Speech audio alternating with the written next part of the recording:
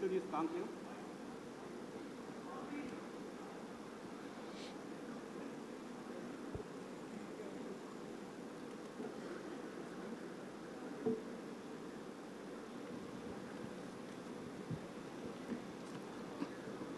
Hello sir కదండి కదా. Hello, welcome to వేటు న్యూస్ కాంక్లేవ్ ఫస్ట్ కాంక్లేవ్ తెలంగాణలో నిర్వహిస్తున్నాం. తెలంగాణ కాంక్లేవ్కి విచ్చేసిన ముఖ్యమంత్రి రేవంత్ రెడ్డి గారికి thank you sir, welcome. So Telangana ఈ రోజు నుంచి వచ్చే 10 ఏళ్ల పాటు ఎలా ఉండబోతుంది అనేది విజన్ మీతో మాట్లాడదామని పిలిచాం ప్రధానంగా.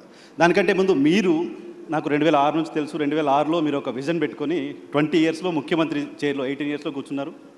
సో మీ విజన్ కంప్లీట్ అయింది. ఇప్పుడు తెలంగాణ విజన్ ఏంటి? కమింగ్ 10 ఇయర్స్లో తెలంగాణను ఎలా చూడాలనుకుంటున్నారు? ఒకటి. దానికంటే ముందు లైటర్ వేలో నేను ఒకటి అడగాలనుకున్నా. 2006 నుంచి చూస్తున్నాను ఇప్పటి వరకు, సేమ్ ఎనర్జీతో ఎలా ఉండగలుగుతున్నారు? ఎక్కడ రేవంత్ రెడ్డి కాస్త డల్ అయిపోయి అలాంటి విజువల్ ఎక్కడ కనపడదు ఎందుకు? ఎలా అంత ఎనర్జీ మెయింటైన్ చేస్తున్నారు?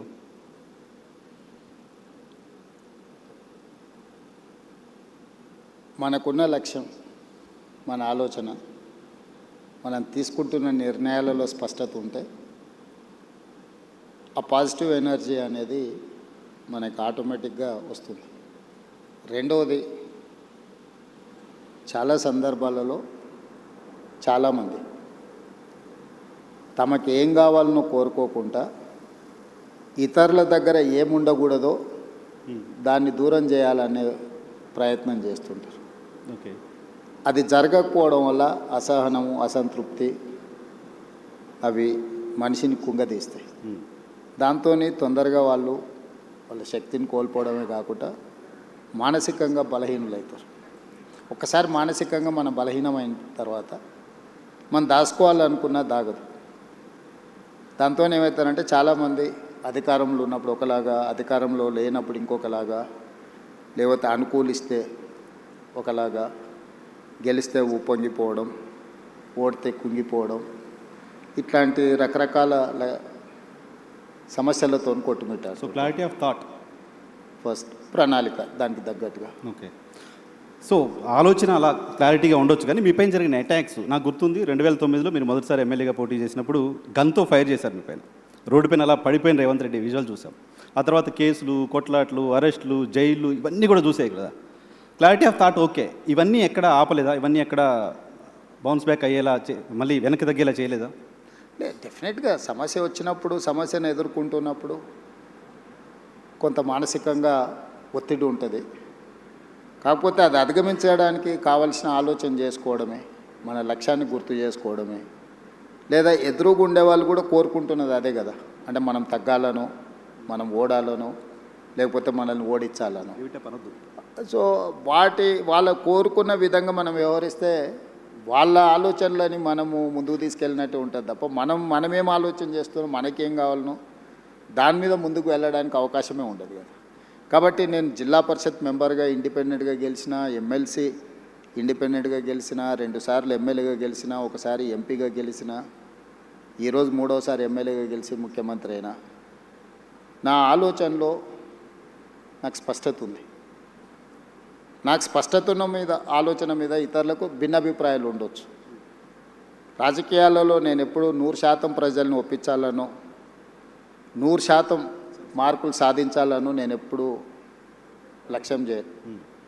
నా లెక్క పాలిటిక్స్లో 51% ఈజ్ 100%, 49% ఈజ్ 0. నువ్వు గెలవాలంటే 51% చాలు నీకు రాజకీయాలలో. ఈ గేమ్లో ఉన్న రూలే అది.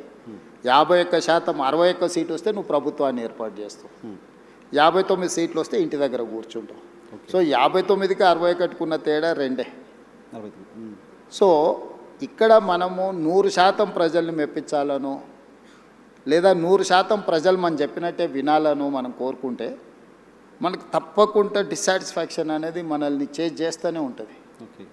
సో మనం 51% ప్రజలను ఒప్పించడానికి, 51% ప్రజలు మెచ్చే విధంగా పరిపాలన అందిస్తే sometimes that may be 60, that may be 70, 75, 60% first క్లాస్లో పాస్ అయినట్టు, 75% డిస్టింక్షన్ వచ్చినట్టు. ఓకే. ఎట్ ద మ్యాక్స్ నువ్వు పెట్టుకోవాల్సిన ఎఫర్ట్స్ కానీ, లక్ష్యం కానీ 60% నుంచి 75% మధ్యలో నీ నిర్ణయాలను ప్రజలు ఆమోదిస్తే that is the biggest victory. Okay.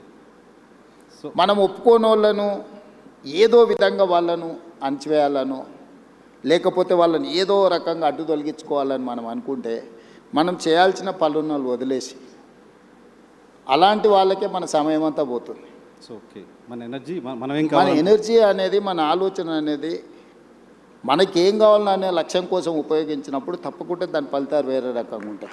Okay. So ఇప్పుడు మీ ఎనర్జీ అంతా తెలంగాణకి ఏం కావాలి, తెలంగాణ ఎలా అభివృద్ధి కావాలి అనే దానిపైన పెట్టారు, రైట్? సో ఏంటి మీ విజన్ ఏంటో ఒకసారి చెప్తారా? కమింగ్ 10 years తెలంగాణ ఎలా ఉండబోతోంది, రైజింగ్ తెలంగాణ? నేను మొదటి నుంచి కూడా నేను అంటే జడ్పీటీసీ గెలిచినప్పుడు నేను జూబ్లీ సొసైటీలో ఇక్కడ మేము బోర్డ్ డైరెక్టర్గా ఇక్కడ 26-27 years బ్యాక్ ఈ సొసైటీ నుంచే నేను కిందికి పోయినా. చాలామంది కింద నుంచి ఒక స్టేజ్కి వచ్చినాక జూబ్లీ హిల్స్కి వస్తారు. నేను జూబ్లీ హిల్స్ నుంచి గ్రామాలకు పోయినా. సో నేను జూబ్లీ హిల్స్ చూసిన, సినిమా పరిశ్రమలో ఉండే ఫ్రెండ్స్ని చూసిన 30 సంవత్సరాల క్రితమే. సినిమా ఇండస్ట్రీ ఎట్లుంటుంది, ఇండస్ట్రీస్ ఎట్లుంటాయి, బిజినెస్ ఎట్లుంటుంది, ఇండివిజువల్స్ ఎట్లుంటారు, సెలబ్రిటీస్ ఎట్లుంటారు, గ్రామంలో ఉండే పేద రైతులు ఎట్లుంటారు, ప్రభుత్వ పాఠశాలల్లో చదువుకునే విద్యార్థుల యొక్క స్థితిగతులు, వీటన్నిటి పట్ల నాకు సంపూర్ణమైన ప్రత్యక్ష అవగాహన ఉంది. ఓకే. ప్రత్యక్షమైన అవగాహన ఉండడం వల్ల, ప్రత్యక్షంగా సత్సంబంధాలు ఉండడం వల్ల నా థాట్ ప్రాసెస్లో నాకు క్లారిటీ ఉంటుంది. నా క్లారిటీ అందరికీ ఒప్పుకోకపోవచ్చు, అందరూ ఒప్పుకోవాలని కూడా నేనేం భావించను. ఇందులో మన ప్రణాళిక రాష్ట్రంలో కానీ దేశంలో కానీ ప్రజలు ఉంటారు, పార్టీలు ఉంటాయి, ఇవి శాశ్వతం. ప్రభుత్వాలు మాత్రం మారుతూ ఉంటాయి. సో అధికారంలోకి వచ్చిన ఏ పార్టీ అయినా ప్రభుత్వాన్ని ఏర్పాటు చేసిన తర్వాత చాలా వరకు తాత్కాలికమైన సంక్షేమము, పరిమితమైన అభివృద్ధికే ప్రణాళికలు వేస్తుంటాయి. దానివల్ల ఏమైందంటే మనం ఏ అభివృద్ధి కూడా కాంప్రహెన్సివ్గా ఒక ప్రణాళికాబద్ధమైన అభివృద్ధి జరగడం లేదు. లాంగ్ టర్మ్ విజన్ లేదు. అంటే ఇప్పుడు వెల్ఫేర్ అనేది నువ్వు ఈరోజు రాత్రికి ఎంత అద్భుతమైన భోజనమైనా పెట్టు, అప్పుడప్పుడు మనకు టీవీలలో పేపర్లలో చూపిస్తుంటారు సంక్రాంతి పండుగకు భీమవరం అత్తగారింటికి వెళ్తే 230 రకాల వంటలు వడ్డించిండ్రు అని.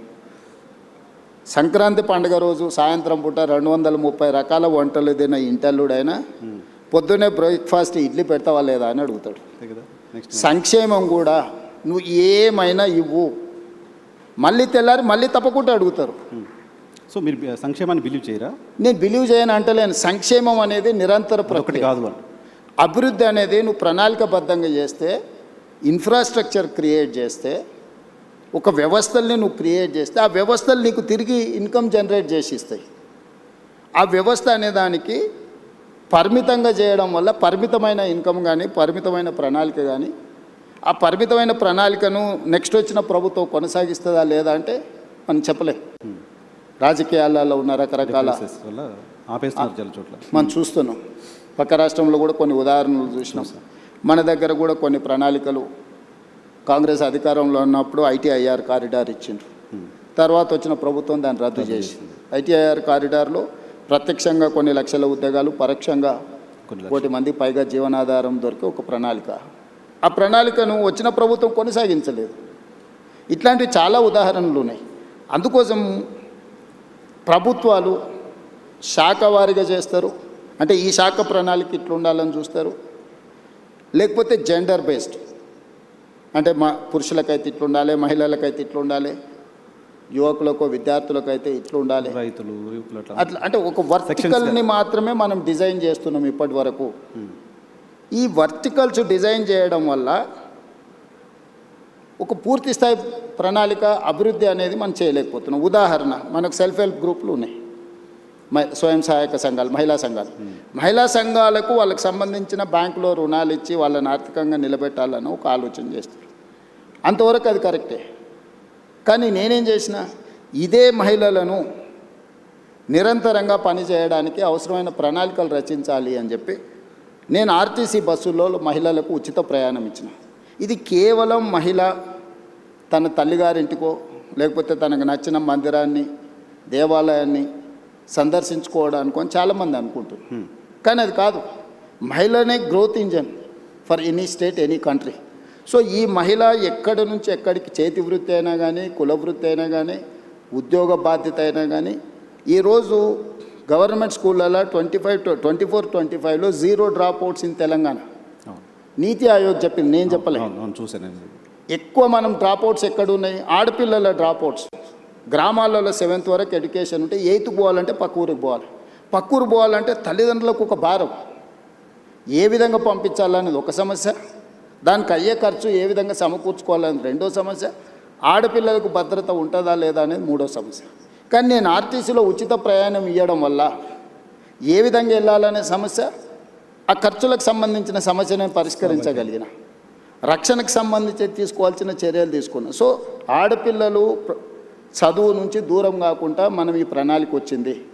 ఈరోజు ఇదే మహిళలు తాము ఉద్యోగానికి కానీ ఎక్కడికి వెళ్ళినా నెలకు దాదాపుగా ఒక 10,000 రూపాయల సేవింగ్స్ ఉన్నాయి మహిళలకు.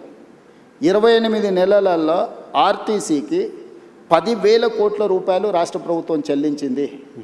నీకు తెలుసు, రాష్ట్ర ప్రభుత్వంలో ఆర్టీసీ ఒక 50,000 మంది కార్మికులు, 50,000 కుటుంబాల ఆధారపడ్డ సంస్థ.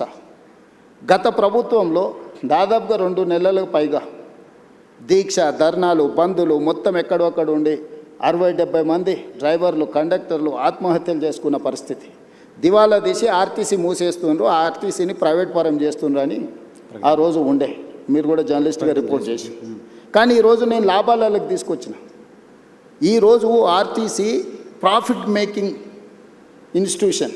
మీరు 10,000 కోట్లు చెల్లించి ఈ 10,000 కోట్లు ఎవ్రీ మంత్ నేను 350 కోట్ల రూపాయలు మహిళలను ఆర్టీసీలో ఉచిత ప్రయాణం ద్వారా రాష్ట్ర ప్రభుత్వం నుంచి ప్రతి నెల ఆర్టీసీకి నేను 350 కోట్ల రూపాయలు చెల్లించడం వల్ల driver same, conductor same, bus same, diesel same, వ్యవస్థ సేఫ్. అంతకుముందు 40% ఉన్న ఆక్యుపెన్సీ ఉన్న ఆర్టీసీ బస్సు ఈరోజు 98%కు తీసుకొచ్చిన నేను. ఏ బస్సు ఖాళీగా పోతలేదు. ఓకే. ఆ ఖాళీగా తిరిగే బస్సులలో మహిళలు ప్రయాణించడం వల్ల ఆర్టీసీకి ఆదాయం రావడమే కాకుండా సంస్థ నిలదొక్కుని ఈరోజు ఆ సంస్థ లాభసాటిగా మారింది. సో మీరు పర్సన్ సెంట్రిక్ డెవలప్మెంట్ గురించి మాట్లాడుతున్నారు. పర్సన్స్ అంతా సెక్షన్స్గా డెవలప్ అవుతే స్టేట్ డెవలప్ అవుతున్న విజన్. నేను ఇంక్లూజివ్నెస్ గురించి చెప్తున్నా. అంటే ఇప్పుడు మనం ఇచ్చేది నీకు లాభము, ఇది ఇచ్చినావు నువ్వు జేబులో వేసుకుంటే అది నీ దగ్గర అయిపోతుంది. కానీ ఒక సంస్థ మహిళలకు ఉచిత ప్రయాణం ఇచ్చినప్పుడు మహిళ వ్యాపారం చేసుకోగలుగుతుంది, చదువుకోగలుగుతుంది, సెల్ఫ్ హెల్ప్ గ్రూప్స్లలో తిరగలుగుతుంది, ఉద్యోగానికి వెళ్ళగలుగుతుంది. 10,000 రూపాయలు ఒక మహిళ సేవింగ్ చేసుకోవడం వల్ల తన పిల్లల్ని చదివించుకోగలుగుతుంది, తన పిల్లల్ని మంచి స్కూళ్ళకు పంపించుకోగలుగుతుంది, పిల్లలకు మంచి బట్టలు కొనుక్కోగలుగుతుంది, కుటుంబాన్ని గౌరవంగా సమాజంలో కుటుంబ గౌరవాన్ని పెంచడానికి మహిళ ప్రయత్నం చేస్తుంది. నేను ఇచ్చిన డబ్బుల వల్ల ఆర్టీసీ సంస్థ నిలబడ్డది. ఈరోజు ఈరోజు ఒక సంస్థను నిలబెట్టే పని అంటే this is inclusiveness, sustainability model ఇది.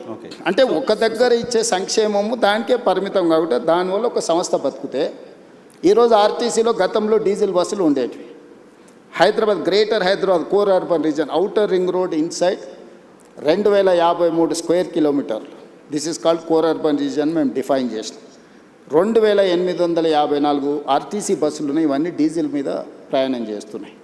ఈరోజు ఆర్టీసీ లాభసాటికి ఎప్పుడు వచ్చిందో డీజిల్ బస్సుల వల్ల కాలుష్యం వెదజల్లుతుంది. ప్రతి సంవత్సరం ఆర్టీసీ 10,000 బస్సులు నడిపించడానికి 2,000 కోట్ల రూపాయలు డీజిల్ పర్చేజ్ చేస్తుంది. సో ఇప్పుడు ఈ డీజిల్ బస్సులను అన్నిటిని కూడా మార్చి నేను ఈవీ బస్సులు కొంటున్నా. సిటీలో ఆల్మోస్ట్ ఇప్పటికి 1000 బస్సులు వచ్చినాయి. డిసెంబర్ 9th లోపల ఇంకొక 2,000 బస్సులు తీసుకొచ్చి 3,000 ఆర్టీసీ బస్సులు ఈవీ వెహికల్స్ హైదరాబాద్లో తిప్పడం వల్ల, నేను భవిష్యత్తులో మిగతా బస్సులను కూడా మార్చడం వల్ల ప్రతి సంవత్సరం డీజిల్ మీద పెట్టే ఖర్చు 2,000 కోట్ల రూపాయలని నేను ఈరోజు సేవింగ్ చేయగలుగుతా. ఈ 2,000 కోట్ల సేవింగ్స్తో నేను ఈవీ బస్సులు కొనుక్కోవడమే కాకుండా కాలుష్యాన్ని కూడా నేను నియంత్రించగలుగుతున్నా. సో మీకు ఒక ప్రభుత్వం చేసే ఒక పని తాలూకా ఇంపాక్ట్ మల్టిపుల్గా ఉండాలి అని చెప్తారు. అట్లా చేయాలి. కాంప్రహెన్సివ్ సస్టైనబుల్ మోడల్ అనేది మనం ఎన్నుకోవాలి. ఒక పని, ఒక ప్రయత్నం ఒక దగ్గర సంక్షేమం లాగా కనిపించినా, ఇక్కడ స్పెండింగ్, ఇక్కడ ఖర్చు పెడుతున్నట్టు కనిపించినా అది ఇతర ఆదాయాలను సృష్టించడానికి ప్రణాళికలు ఉండాలి. సో నేను మహిళలకు ఉచిత బస్సు ఇచ్చింది కేవలం మహిళలు ఓట్లు వేయించుకోవడానికి, మహిళలు బస్సులో ప్రయాణం చేయడానికి ఇచ్చేసిండే రేవంత్ రెడ్డి అని చూస్తున్నాను. నేనేం చెప్తున్నా, ఒక మహిళ కులవృత్తి కానీ, చేతి వృత్తి కానీ, ఉద్యోగం కానీ, ఉపాధి కానీ, చదువు కానీ వీటన్నిటికీ తనకు ఒక శక్తిని ఇస్తున్నా. సో అది ఓకే, మహిళలకు సంబంధించి సరే, దానికి సంబంధించిన ఇంపాక్ట్ మీరు అంతా చెప్పారు. ఓకే, బట్ 1 ట్రిలియన్ ఎకాడమీ నేను చేస్తాను 34 వరకు అని చెప్పి మీరు ఒక మాట్లాడుతున్నారు కంటిన్యూస్గా. మొత్తం దేశ జీడీపీలో 10% మేము కాంట్రిబ్యూట్ చేయాలనుకుంటున్నామని చెప్తున్నారు. ఎస్ సో దీంతో సాధ్యమవుతుందా? ఇంకేదో పెద్ద పెద్ద పెట్టుబడులు రావాల్సిన అవసరం ఉంటుంది, ఇంకా చాలా చేయాల్సిన అవసరం. ఎస్ వైఎన్ఆర్, ఐ డూ అగ్రీ. నేను ఇంతకు నీకు ప్రారంభంలోనే చెప్పిన, ఒక శాఖకు సంబంధించో ఒక చిన్న ఏరియాకి సంబంధించో మనం డిజైన్ చేస్తున్నాం. కార్పొరేట్ కంపెనీస్ కూడా వాళ్ళ ఫైనాన్షియల్ ఎట్లా ఉండాలి, ఫ్యూచర్ ఎక్స్పాన్షన్ ఎట్లా ఉండాలి, దాని రిసోర్సెస్ ఎట్లా ఉండాలా, దాన్ని మినిమం ఎక్స్పెండిచర్ మ్యాక్సిమం ప్రాఫిట్ ఎట్లా ఉండాలి, ఎట్లయితే ప్రణాళిక చేస్తారో రాష్ట్రాలకు కూడా ప్రణాళిక ఉండాలి. నేను ఓపెనింగ్ రిమార్క్స్లో చెప్పిన, ప్రజలు ఉంటారు, పార్టీలు ఉంటాయి, ప్రభుత్వాలు మారుతూ ఉంటాయి. మారిన ప్రభుత్వానికి భవిష్యత్తు పట్ల ఒక స్పష్టత ఉండాలి. ఆ స్పష్టతనే ప్రణాళిక రూపంలో మనం రచించుకోవాలి. ఇప్పటివరకు భారతదేశంలో ఏ రాష్ట్రానికి కూడా కాంప్రహెన్సివ్ డిజైన్ అనేది లేదు, కాంప్రహెన్సివ్ పాలసీ లేదు. అందుకే నేను తెలంగాణ రాష్ట్ర ముఖ్యమంత్రిగా బాధ్యతలు చేపట్టిన తర్వాత నా 17 years అపోజిషన్ ఎక్స్పీరియన్స్, నేను జడ్పీటీసీ ప్రతిపక్షంలోనే, ఎమ్మెల్సీ ప్రతిపక్షమే, ఎమ్మెల్యే ప్రతిపక్షమే, ఎంపీ ప్రతిపక్షం. ముఖ్యమంత్రి అయ్యే వరకు అంత ప్రతిపక్షం. 17 yearsలో నేను ముఖ్యమంత్రి అయ్యే వరకు నేను ప్రతిపక్షంలో ఉన్నా. ఏ రోజు కూడా అధికారంలో లేను, అధికార పార్టీలో కూడా లేను. కానీ 17 సంవత్సరాల సుదీర్ఘ నా ప్రతిపక్షంలో ఉన్న నాకున్న అనుభవం, సమస్యలు చూసిన కోణం, సమస్యల్ని ప్రత్యక్షంగా ఏ విధంగా పరిష్కరించవచ్చు అన్న ఉన్న ఆలోచనతోని తెలంగాణ కోసం ఒక పాలసీ డాక్యుమెంట్ని తయారు చేసి, ఆ పాలసీ డాక్యుమెంట్ పేరే తెలంగాణ రైజింగ్ 2047. ఈ పాలసీ డాక్యుమెంట్ ఉండాలన్నది నా ఆలోచన. పాలసీలో చాప్టర్స్ అనేటివి నేను రాసినవి కాదు.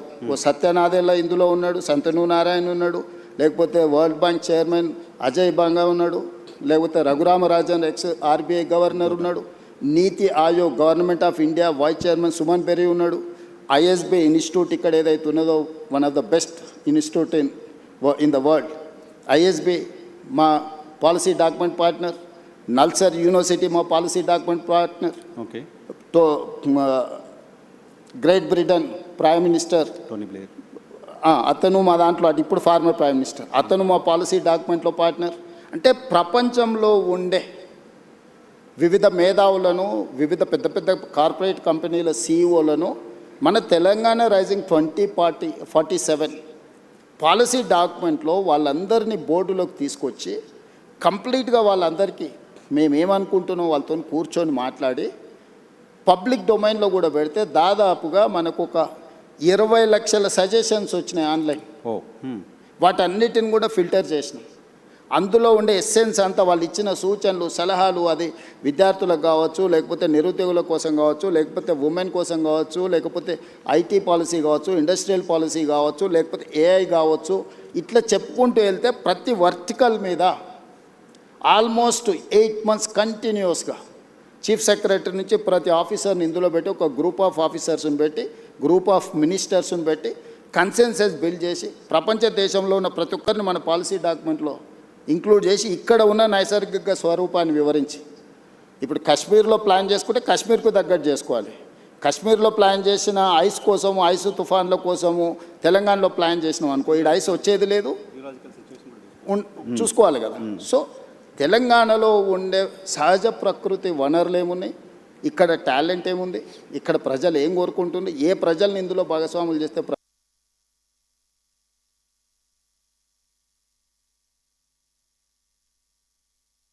ప్రయోజనం ఉంటుందో అట్లా తయారు చేసి ఒక గ్లోబల్ సమ్మిట్ డిసెంబర్, తెలుసు 2025 డిసెంబర్లో గ్లోబల్ సమ్మిట్ని 108 దేశాల నుంచి కార్పొరేట్ కంపెనీలను, ఫార్చ్యూన్ 500 కంపెనీలను ఆహ్వానించి ఆల్మోస్ట్ ప్రపంచంలో ఉండే ప్రతి పెద్ద సంస్థకు సంబంధించిన ప్రతినిధులను పిలిచి 3 రోజులు గ్లోబల్ సమ్మిట్ నిర్వహించి పాలసీ డాక్యుమెంట్ని తెలంగాణకు డెడికేట్ చేసి, అందులోనే outer ring road inside, cut off is outer ring road, that is called core urban region economy, called cure.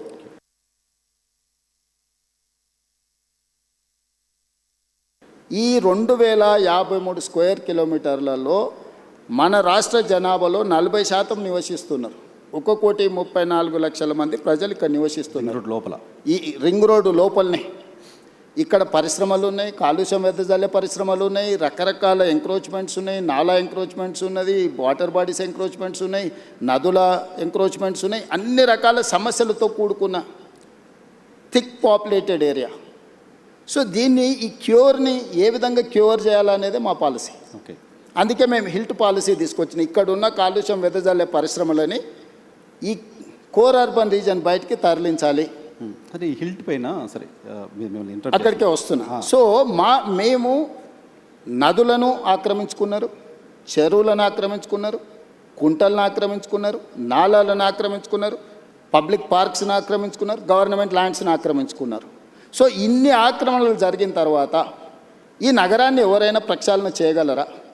నదుల ఆక్రమణలు తొలగిస్తే ఆక్రందనలు అంటారు, చెరువులను తొలగిస్తే, కుంటలను తొలగిస్తే, నాలాలను తొలగిస్తే వీటి వల్ల ప్రకృతి వైపరీత్యం. ఎక్కడైతే నీళ్లు ఉండాలనో ఆ నీళ్ళు స్థావరాన్ని నువ్వు ఆక్రమించుకుంటే నీళ్ళు నీ మీదకి వస్తాయి. జపాన్లో ఒక సేయింగ్ ఉంది, నగరాలను నువ్వు కలుషితం చేసినా మర్చిపోతాయేమో కానీ నీటి వనరులను నువ్వు కలుషితం చేస్తే ఎప్పుడూ మర్చిపోదు. ఈరోజు నువ్వు ఎక్కడైతే ఎంక్రోచ్మెంట్ చేస్తున్నావు వాటర్ బాడీస్ని కానీ, లేక్స్ని కానీ, వాటర్ ఫ్లోస్ని కానీ నువ్వు డిస్టర్బ్ చేస్తావు, ప్రకృతి వైపరీత్యం జరిగినప్పుడు ఎక్కడైనా నువ్వు తీసుకో విధ్వంసం, విలయ తాండవం జరుగుద్ది. సో నువ్వు నగరంలో రోడ్లు ఆక్రమించుకున్నా, లేకపోతే ఇంకేదన్నా ఆక్రమించుకున్నా, గవర్నమెంట్ ల్యాండ్స్ ఆక్రమించుకున్నా ప్రకృతి నిన్ను క్షమిస్తుందేమో కానీ చెరువులు, కుంటలు, నాలలు, నదులను ఆక్రమించుకుంటే ప్రకృతి నిన్ను క్షమించదు. ప్రకృతి ప్రకోపించిన రోజు ఏది మిగలదు. సో మీ విజన్ డాక్యుమెంట్లో భాగమే హైడ్రా కావచ్చు, హిల్ట్ పాలసీ కావచ్చు.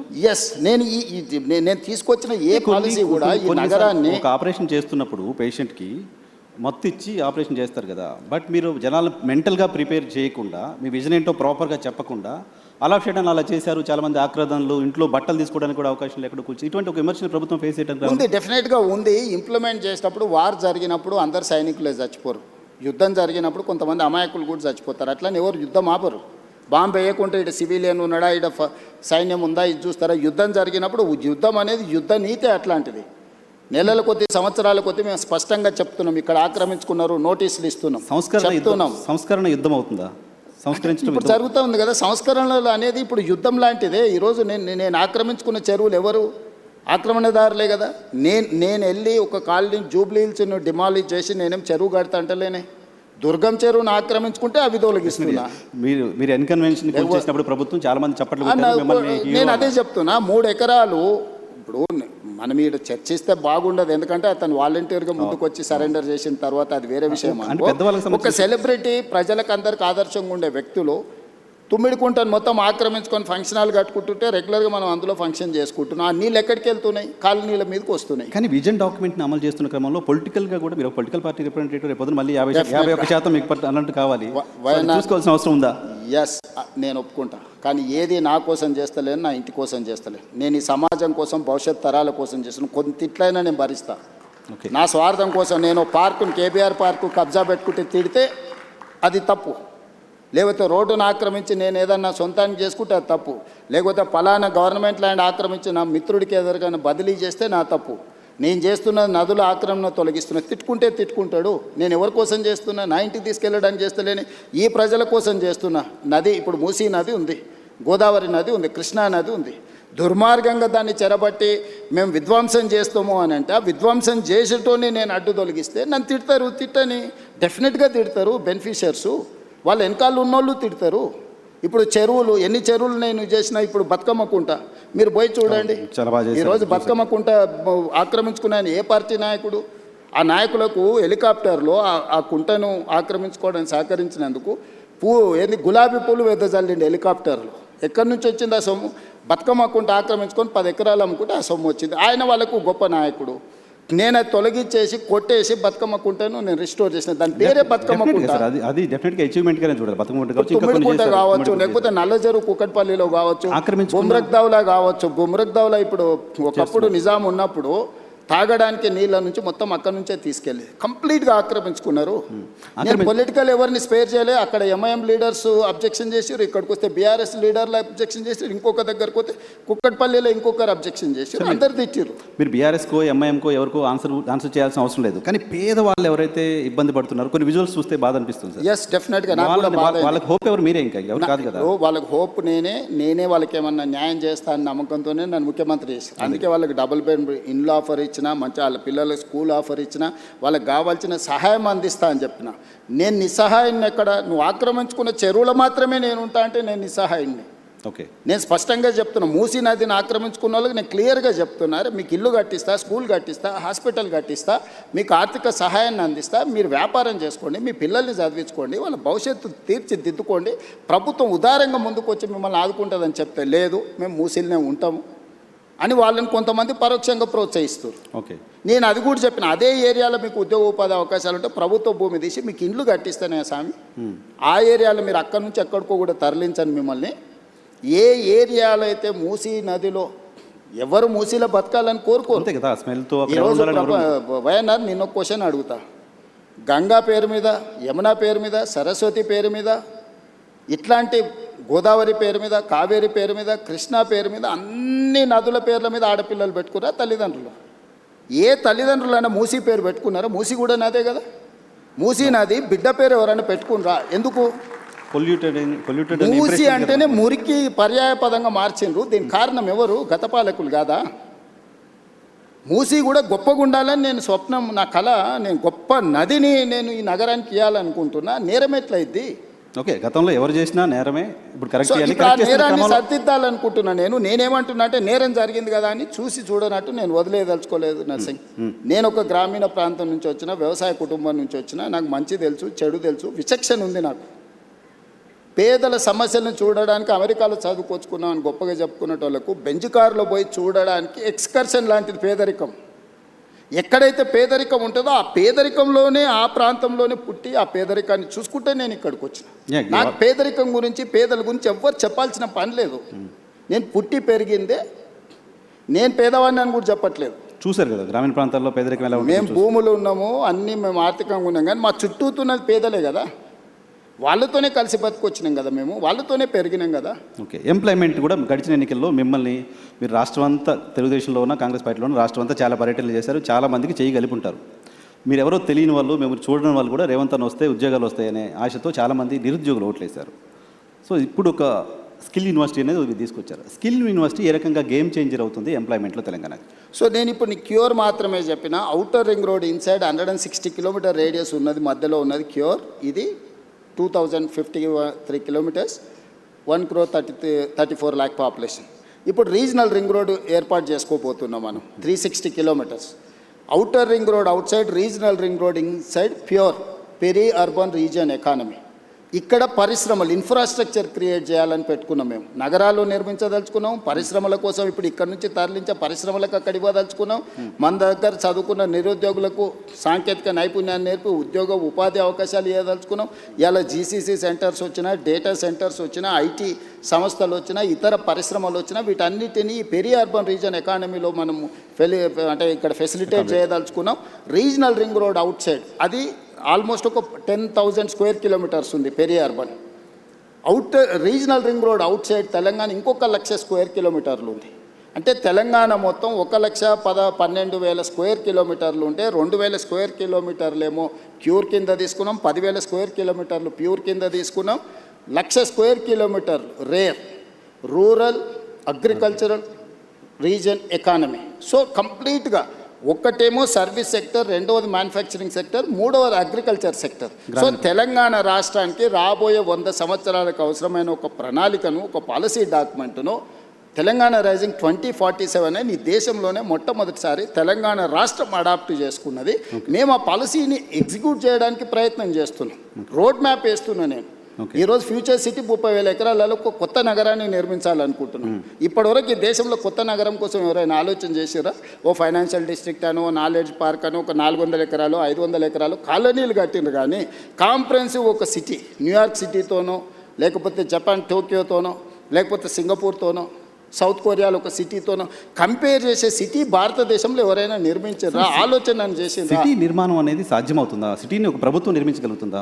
100%. మనం ట్రంక్ ఇన్ఫ్రాస్ట్రక్చర్ క్రియేట్ చేస్తే hundreds of thousands of builders are ready to construct. మనం చేయాల్సిన పని అది కాదు, మనం ట్రంక్ ఇన్ఫ్రాస్ట్రక్చర్ చేయాలి, కనెక్టివిటీ చేయాలి, మెట్రో కనెక్టివిటీ ఇవ్వు, నేషనల్ హైవేస్ ఇవ్వు, పోర్ట్ కనెక్టివిటీ ఇవ్వు, ఎయిర్పోర్ట్ కనెక్టివిటీ ఇవ్వు.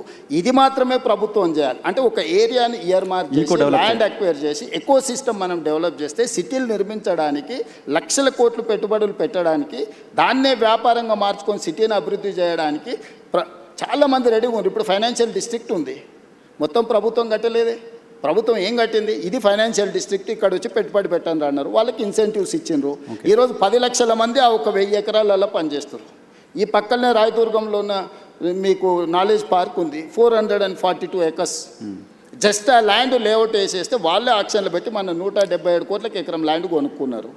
వాళ్ళే ఇన్వెస్ట్మెంట్ పెడుతున్నారు, వాళ్ళే ఇన్ఫ్రాస్ట్రక్చర్ క్రియేట్ చేస్తారు, వాళ్ళే ఎంప్లాయ్మెంట్ క్రియేట్ సో చేస్తున్నారు. ఇప్పుడు మీరు ఫ్యూచర్ సిటీలో కూడా చేస్తుంది అదే అట్మాస్ఫియర్. ఫ్యూచర్ సిటీ కాదు, నేను అవుటర్ రింగ్ రోడ్ నుంచి రీజనల్ రింగ్ రోడ్ వరకు రేడియల్ రోడ్స్ కూడా డెవలప్ చేస్తున్నా. నేను ఇవాళ మన తెలంగాణ రాష్ట్రానికి సముద్రం లేదు. నేను పక్కనున్న రాష్ట్ర చంద్రబాబు నాయుడు గారిని, నరేంద్ర మోడీ గారిని అడిగి ఫ్యూచర్ సిటీ నుంచి ఈరోజు మచిలీపట్నం పోర్టుకి 12 line express highway including railway line నేను డిజైన్ చేసిన. Government of India has agreed. మనము జపాన్ వీటిని దేన్ని ఎందుకు అభివృద్ధి చెందిన దేశం అంటున్నాం, అక్కడ బుల్లెట్ ట్రైన్లు ఉన్నాయి కాబట్టి అభివృద్ధి చెందిన దేశం అంటున్నారు. అక్కడ పేదరికం లేదా? చైనాలో పేదరికం లేదా? ఎందుకు 2 అవర్స్లో ఎక్కడికైనా చేర్చుకునేది. ఈరోజు కేంద్ర ప్రభుత్వం 7 బుల్లెట్ ట్రైన్లు ఇస్తే 7లో 3 నేను తెలంగాణ రాష్ట్రానికి తీసుకొచ్చిన. ఈరోజు శంషాబాద్ని ఒక హబ్గా చేసి Shamshabad Bengaluru, Shamshabad Chennai via Amaravati, Shamshabad Mumbai via Pune. So ఈరోజు ఇన్ని కనెక్టివిటీస్ని డెవలప్ చేయడానికి రైల్ కనెక్టివిటీ తీసుకొచ్చిన, రోడ్ కనెక్టివిటీ తీసుకొస్తున్నా. ఈరోజు నేను పోర్ట్ కనెక్టివిటీ తీసుకొస్తున్నా. ఇవన్నీ ఇన్నేళ్ళు ఎందుకు చేయలేదు? 10 ఏళ్ళు తెలంగాణ వచ్చినాక ఒక్కరోజు కూడా ఆలోచన చేయలేదే వీళ్ళు. ఇప్పుడు చేస్తుంటే అడ్డం పెడతారు. ఫ్యూచర్ సిటీ కట్టనే లేవు, ఫ్యూచర్ లేని వ్యక్తి ఫ్యూచర్ సిటీ కడతాడంట. నా ఫ్యూచరు 17 సంవత్సరాలు నా గ్రోత్ చూస్తే వాళ్ళకే కాదు, వాళ్ళ తాతలకు కూడా అర్థమైంది మీ ఫ్యూచర్ ఏంటని, నా ఫ్యూచర్ ఏందనేదాన్ని. నా ఫ్యూచర్ వాళ్ళు కాదు డిసైడ్ చేయాల్సింది, ప్రజలు డిసైడ్ చేసారు నా ఫ్యూచర్ని. సార్ ఇంకొక క్వశ్చన్ ఉంది, దీనికి సంబంధించి తీసుకొని నేను మిగతా పొలిటికల్ ఇష్యూస్లోకి వెళ్తాను. మీరు చాలా సందర్భాలు క్లెయిమ్ చేసుకుంటారు, నేను ఒక రియల్ ఎస్టేట్ పర్సన్ని, నేను రియల్ ఎస్టేట్ నా వ్యాపారం, నా బ్రతుకు తెరవది అదే చేసి వచ్చాను అని చెప్తారు. కానీ ఈరోజు హైదరాబాద్లో తెలంగాణలో పర్టికులర్గా హైదరాబాద్లో రియల్ ఎస్టేట్ పరిస్థితి ఏంటి అంటే మీరు సాటిస్ఫై అవుతున్నారా? బాగానే ఉంది అని అంటే రియల్ ఎస్టేట్ బాగుంది, కానీ నేను ఆశించినంత మేరకు లేదు. ఇది ఈ ఒక్క నగరానికే కాదు, మొత్తం ప్రపంచంలోనే ఒకసారి ఒక స్లో డౌన్ అనేది ఉంటుంది. కొన్ని సంవత్సరాలకు కొన్ని ఆర్థికపరమైన యుద్ధం కావచ్చు, ఆర్థిక పరిస్థితులు కావచ్చు, లేకపోతే డాలర్ ఫ్లక్చుయేషన్ కావచ్చు, రకరకాల ఇష్యూస్. ఈరోజు ఏఐ రావడం వల్ల చాలా కోట్ల మందికి ఉద్యోగాలు పోవడం, ఆ ఉద్యోగాలు పోతే వాళ్ళు కొనుక్కోవాల్సుకున్న పర్సనల్ ఏదైతే అంటే హౌసింగ్ స్కీమ్స్ కాబట్టి ఇట్లాంటి రకరకాల ప్రభావం ఉన్నాయి. కానీ 2021 నుంచి కంటిన్యూస్గా 2021, 22 కానీ 22, 23 కానీ ఇట్లా మీరు ఒక 7 ఇయర్స్ మీరు చూస్తే తెలంగాణలో పాత దానికంటే తక్కువ లేదు, పెరిగింది. కాకపోతే నేనెంత ఆశించే ఎంత వేగంగా నేను చేయాలనుకుంటున్నానో ఆ సిస్టమ్ లేదు. కానీ కంపారిటివ్లీ ప్రీవియస్ గవర్నమెంట్ కానీ ప్రీవియస్ ఇయర్ ఫైనాన్షియల్ స్టేటస్ని కానీ ఒకసారి క్యాలిక్యులేట్ చేస్తే ఎక్కడ కూడా తగ్గలేదు. నేను చెప్పడం కాదు, కంటిన్యూస్గా క్యాగ్ రిపోర్ట్స్ ఇస్తుంది, నీతి ఆయోగ్ రిపోర్ట్స్ ఇస్తుంది, జిఎస్టీ మీద రిపోర్ట్స్ వస్తున్నాయి, నివేదికలు రెవెన్యూస్ చెప్తున్నాయి.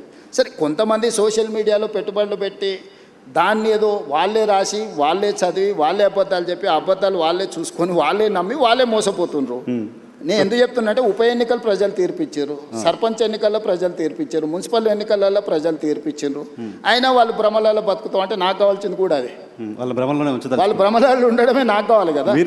నా పని సులువు అవుతుంది చేసేదాన్ని. నేను ఎప్పుడు రియాలిటీలోనే ఉంటా వైఎన్ఆర్, నీకు తెలుసు కదా బాగా, నీకు 20 సంవత్సరాల నుంచి అయితే నన్ను చూస్తున్నావు కదా. నాకు వాస్తవం అనేది వినడం నాకు ఇష్టం. వాస్తవ పరిస్థితుల మధ్యలోనే నేను ఉంటా. నేను ఊహాజనితమైన ప్రపంచంలో నేను ఉండను. ఎవరైనా ఊహించుకుంటే అది వాళ్ళ తప్పు. వాళ్ళకి రకరకాల కోరికలు అంటే వారసత్వ సంపద కింద, వారసత్వంలోనే విరాసత్ అంటారు తెలంగాణలో. అంటే పోలీస్ పటేల్ ఉన్నప్పుడు విరాసత్ కింద వచ్చేది.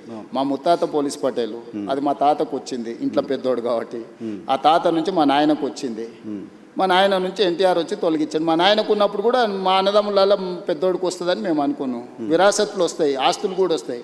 సో విరాసత్తులో నాకు ముఖ్యమంత్రి వస్తాయని కొంతమంది పాపం కలలు కన్నారు. వాళ్ళ కళలు చెదిరిపోయే రకాల దుఃఖంలో ఉన్నారు. ఇలా నేను అన్ని వదిలేసి ఈగల్ ఫోర్స్ అని ఒక సంస్థను తీసుకున్నాను డ్రగ్స్ని కంట్రోల్ చేయడానికి. చిన్న స్కూళ్ళ ముందర కూడా గంజాయి చాక్లెట్లు. బిఫోర్ దట్ కంగ్రాచులేట్ చేస్తున్నాను సార్, డ్రగ్స్ పైన మీరు చేస్తున్న పోరాటం డెఫినెట్గా అప్రిషియేట్ చేయాలి. దాని మీద కూడా ఆరోపణలు. మీ ఫామ్ హౌస్లలో పార్టీలు చేసుకుంటే డ్రగ్స్తో దొరికితే అభినందించాల్సింది పోయి నన్ను తిడతారని మేము ఫామ్ హౌస్లో దీపావళి పండుగ నాడు మేము డ్రగ్స్ పార్టీ చేసుకుంటే నువ్వు వచ్చి పట్టుకుంటావు అని. దీపావళి పండుగ నాడు చిచ్చుబుడ్ల పండుగ చేసుకోవాలనా? దీపావళి పండుగ దేం పండుగ? చిచ్చుబుడ్ల పండుగ, అవునా? నువ్వు చిచ్చుబుడ్లు కాలిస్తే బాగానే ఉంటాయి, కానీ సారా బుడ్లు పెట్టుకుంటాం, మేము గంజాయి కొడతాం, మేము కొకైన్ హెరాయిన్ తెచ్చి పీల్చుతామని అంటే ఎట్లా చూస్తూ ఊరుకోవాలి నర్సింగ్? నేను ఎవరి కోసం చేస్తున్నది?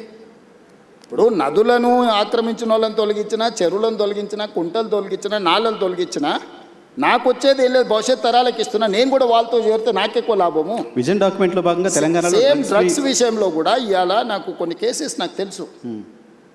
As a stated I cannot disclose. 6th class 7th class 8th class పిల్లలు మిస్లీడ్ చేసి గంజాయి ఇటువైపు అటువైపు తీసుకెళ్తుంటే తల్లిదండ్రులు వచ్చి నాకు చెప్తున్నప్పుడు నాకు నిజంగా అసలు అంటే పిచ్చెక్కిపోతుంది ఒకసారి. అసలు దీన్ని ఎరాడికేట్ చేయడానికి ఏం చేయాలన్నంత కోపం ఉంది నాకు. నేను దాన్ని చేస్తే కూడా అది కూడా ఈ దేశానికే మనం ఒక రోల్ మోడల్ డ్రగ్స్ రిలేటెడ్ దీంట్లో. నేను కంప్లీట్గా ఒక వ్యవస్థనే ఏర్పాటు చేసిన. హైడ్రా అని ఒక వ్యవస్థను ఏర్పాటు చేసిన, ఈగల్ ఫోర్స్ అండ్ డ్రగ్స్ని కంట్రోల్ చేయడానికి ఒక వ్యవస్థను ఏర్పాటు చేసిన, సైబర్ క్రైమ్ని కంట్రోల్ చేయడానికి ఒక ఇన్స్టిట్యూషన్ ఏర్పాటు చేసిన. ఒకప్పుడు పోలీస్ డిపార్ట్మెంట్లో విజిలెన్స్ అండ్ ఎన్ఫోర్స్మెంటో, ఏసీబీఓ, ఆక్టోపసో లేకపోతే గ్రే హ్యాండ్సో ఆ రోజున్న సమస్యల్ని అడ్రస్ చేయడానికి వాళ్ళు చూసారు. ఈరోజు నక్సలైట్ల కోసం గ్రే హ్యాండ్స్ పెట్టారు. ఈరోజు నక్సలైట్లే లేరని అంటుంటే గ్రే హ్యాండ్స్ సంస్థని ఏం చేసుకుంటావు? ఓకే, కొన్ని సంస్థలు ఆ పర్పస్ సర్వ్ అయిన తర్వాత ఆ సంస్థల రిలవెన్స్ అనేది ఇర్రిలవెంట్ అవుద్ది. ఈరోజు ఈ సమాజాన్ని ఇక్కడ ఉన్న వాళ్ళందరూ, ఇక్కడనే చూస్తున్న వాళ్ళందరూ, వాళ్ళకు ఒకరు లేక 2 పిల్లలు జీవితాంతం కష్టపడి వాళ్ళు స్ట్రక్చర్డ్గా పైకి వచ్చిన తర్వాత వాళ్ళ 8th క్లాస్ చదువుకుంటున్న అమ్మాయి స్కూల్కి వెళ్ళి తెలియకుండానే గంజాయి చాక్లెట్లని తర్వాత ఎడిక్ట్ అయిపోయి తర్వాత కుటుంబం రూయిన్ అయిపోతుంటే ఆ తల్లిదండ్రుల బాధ ఎవడన్నా ఆలోచన చేసిండా? డెఫినెట్గా చేయాల్సిందే సార్. విజన్ మరి నేను దాన్ని ఆపితే నన్ను ఎందుకు విలన్గా చూస్తారు? చూసినా సరే ఐ డోంట్ మైండ్.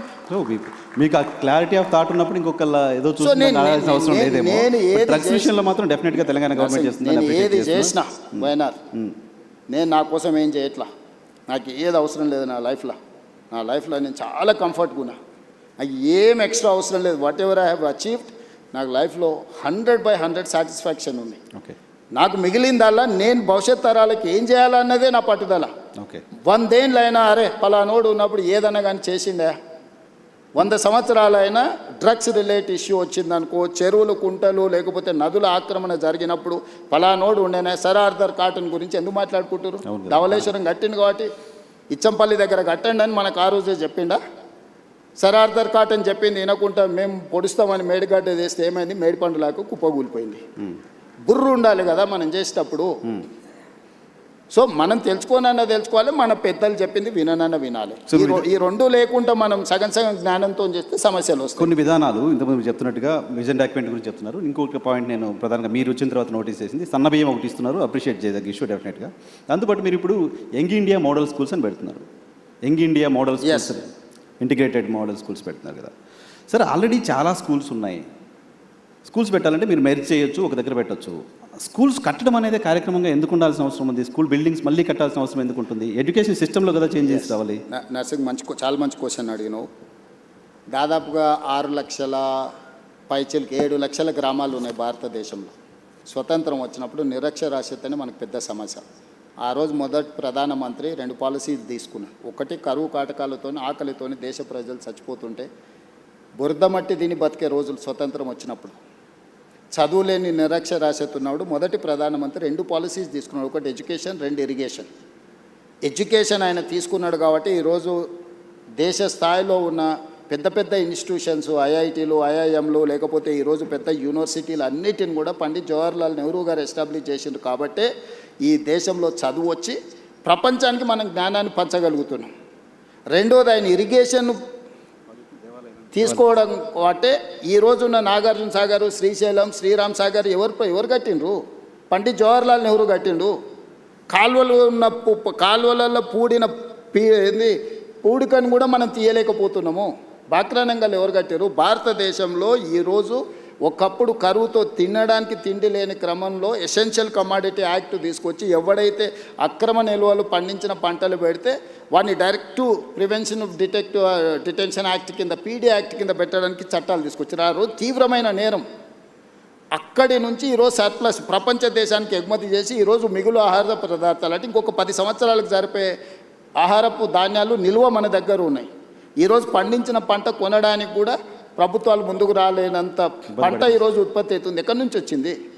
ఈరోజు ప్రపంచ దేశాలలో ప్రపంచ దేశాలకు మనం ఎక్స్పర్ట్స్ని ఎక్స్పోర్ట్ చేస్తున్నాం, లేకపోతే ఎక్స్పర్ట్స్ ఇతర దేశాలకు వెళ్ళి మనం చాలా రకాలుగా పనిచేస్తున్నాం, లేకపోతే ఇక్కడ ఉత్పత్తి చేసిన వాటిని ఎక్స్పోర్ట్ చేస్తున్నాం అంటే ఎందుకు? ఆ ఎడ్యుకేషన్ ఫిలాసఫీని పాలసీని first prime minister of India adopt చేసుకున్నాడు కాబట్టి, ఎడ్యుకేషన్ అండ్ ఇరిగేషన్ ఒక పాలసీ కింద తీసుకున్నాడు కాబట్టి ఫస్ట్ రిఫార్మ్స్ అక్కడ జరిగినాయి. సెకండ్ రిఫార్మ్స్ ఇందిరాగాంధీకి వచ్చినప్పుడు వెల్ఫేర్ అండ్ సోషల్ జస్టిస్ కింద కానీ రాజభరణాలు రద్దు చేయడం కానీ SC/ST రిజర్వేషన్ నుంచి మొదలు పెడితే ప్రతి ఒక్కరికి ఆమె సెకండ్ రిఫార్మ్స్లో అవి తీసుకొచ్చింది కాబట్టి, థర్డ్ రిఫార్మ్స్లో PV నరసింహారావు గారు, మన్మోహన్ సింగ్ గారు లిబరలైజేషన్, ప్రైవేటైజేషన్, గ్లోబలైజేషన్ 3 స్టేజెస్లో ఈ దేశాన్ని అభివృద్ధి పదం వైపు వాళ్ళు నడిపించారు. కాబట్టి ఈరోజు PV నరసింహారావు గారు, మన్మోహన్ సింగ్ గారు తీసుకున్న నీ విధానాల వల్ల ఇక్కడ నువ్వు పోతే మైక్రోసాఫ్టా, ఇన్ఫోసిసా, విప్రోనా, నువ్వు you name it any company, global fortune 500 companies ఈరోజు హైదరాబాద్కు రాగలిగినాయి. హైటెక్ సిటీ అనేది ఈరోజు నువ్వు గొప్పగా చెప్పుకుంటున్నావు, కానీ అది ఎవరి ఆలోచన, ఎవరి విధానము? ఈరోజు ఈ దేశంలో ఉన్న పాలసీస్ని ఎవరు తీసుకొచ్చిండ్రు? అటువంటి పాలసీస్తో పోలుస్తారా మీరు పెడుతున్న స్కూల్స్ని? ఎస్, డెఫినెట్గా. ఈరోజు నేను చెప్పేది ఏంటంటే, ఆ రోజు రవాణా సౌకర్యాలు లేవు, గ్రామాలకు వెళ్ళలేని పరిస్థితి. ఏ ఊర్లో ఉన్న వాళ్ళు ఆ ఊర్లోనే ఉన్నప్పుడు ఆ తండకో, గూడానికో, మారుమూల పల్లెకో మనం విద్యను తీసుకెళ్ళాం.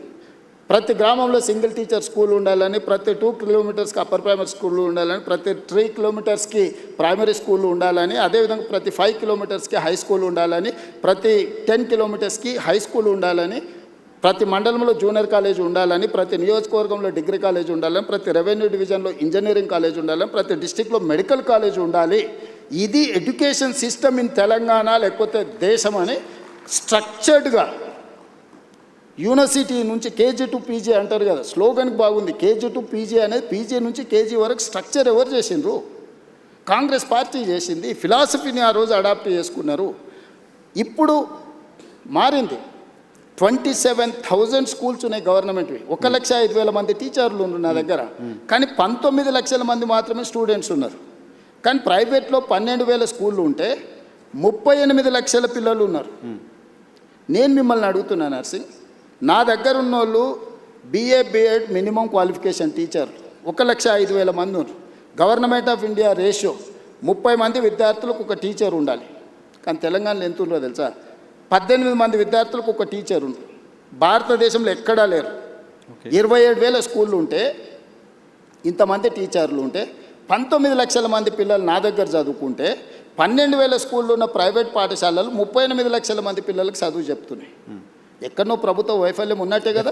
డెఫినెట్గా. మరి దాన్ని కరెక్షన్ చేయాల్సిన బాధ్యత ఉంది కదా. కరెక్షన్ చేయటంలో ఆ correction next I'm coming to next point. మీరేం చేసిండ్రు? గత పాలకులు ఎవరైనా తెలంగాణ వచ్చిన తర్వాత తీసుకున్న నిర్ణయాలు కూడా, SCలకు ఒక సపరేట్ స్కూల్ కట్టిండు, STలకు ఒక సపరేట్ స్కూల్ కట్టిండు, BCలకు ఒకటి కట్టిండు, మైనారిటీలకు ఒకటి కట్టిండు, అప్పర్ కాస్ట్ వాళ్ళకు ఒకటి కట్టిండు. కుల వివక్ష పోవాలి, కుల నిర్మూలన జరగాలని నువ్వే చెప్తున్నావు. 1,000 కోట్లు ఖర్చు పెడుతున్నావు. నువ్వే SC school separate, ST school separate, BC school separate, minority school separate, upper caste వాళ్ళకి సపరేట్ కట్టిన తర్వాత కుల వ్యవస్థను నువ్వు ప్రోత్సహిస్తున్నావా, నువ్వు తొలగిస్తున్నావా? కుల వ్యవస్థను తొలగించాలన్నప్పుడు మనందరం కలిసి ఉండాలి. మనందరం కలిసి ఉండాల్సిన పరిస్థితులు ప్రభుత్వం కల్పించాలి. వీళ్ళు SC కాలనీ ఊర్లో సపరేట్ కట్టి, ST కాలనీ సపరేట్ కట్టినాక వాళ్ళ మనోభావం ఎట్లుంటుంది? అరే మేము SCలం కాబట్టి మమ్మల్ని ఊరు బయట కట్టిండ్రు అంటున్నారు. రెండే వర్గాలు, పేదోడు, ధనవంతుడు. I'm doing social engineering. ఈరోజు నేను ప్రతి నియోజకవర్గంలో ఇచ్చిన యంగ్ ఇండియా ఇంటిగ్రేటెడ్ స్కూల్లో 500 మంది SCలు ఉంటారు, 500 మంది STలు ఉంటారు, 500 మంది BCలు ఉంటారు, 500 మంది మైనారిటీలు ఉంటారు, 500 మంది అప్పర్ కాస్ట్ ఉంటారు. ఈ సమూహమే Young India Integrated School. 2,500 students in one campus, 25 acres area, 6 lakhs square feet and spending 200 crores on each school. 100 స్కూళ్ళ మీద 20,000 కోట్లు ఖర్చు పెట్టి, ఈరోజు మీరు మార్కెట్లో చెప్పుకుంటున్న కార్పొరేట్ స్కూల్స్ ఉన్నాయి కదా, నెక్స్ట్ డిసెంబర్ తర్వాత అంటే వచ్చే సంవత్సరం ఈ 27 డిసెంబర్ తర్వాత ఈడున్నోళ్ళని కాదు, ఈ దేశంలో ఉన్న వాళ్ళందరూ నేను కట్టే యంగ్ ఇండియా ఇంటిగ్రేటెడ్ స్కూల్స్కు తీసుకెళ్తా. నర్సరీ టు 12th క్లాస్ వరకు నేను అందించే ఎడ్యుకేషన్. నేను బ్రేక్ఫాస్ట్ ఇవ్వబోతున్నా, లంచ్ ఇవ్వబోతున్నా, ఈవినింగ్ స్నాక్స్ ఇవ్వబోతున్నా. రెసిడెన్షియల్ స్కూల్లో వల్ల ప్రమాదం ఒకటి తెలుసా నర్సింగ్? ఒకప్పుడు ఒక కుటుంబం 5-6 మంది పిల్లలు ఉండేది. ఓరిద్దరు పిల్లలు చదువుకోవడానికి పోయినా ఓరిద్దరు తల్లిదండ్రుల దగ్గర ఉండేది.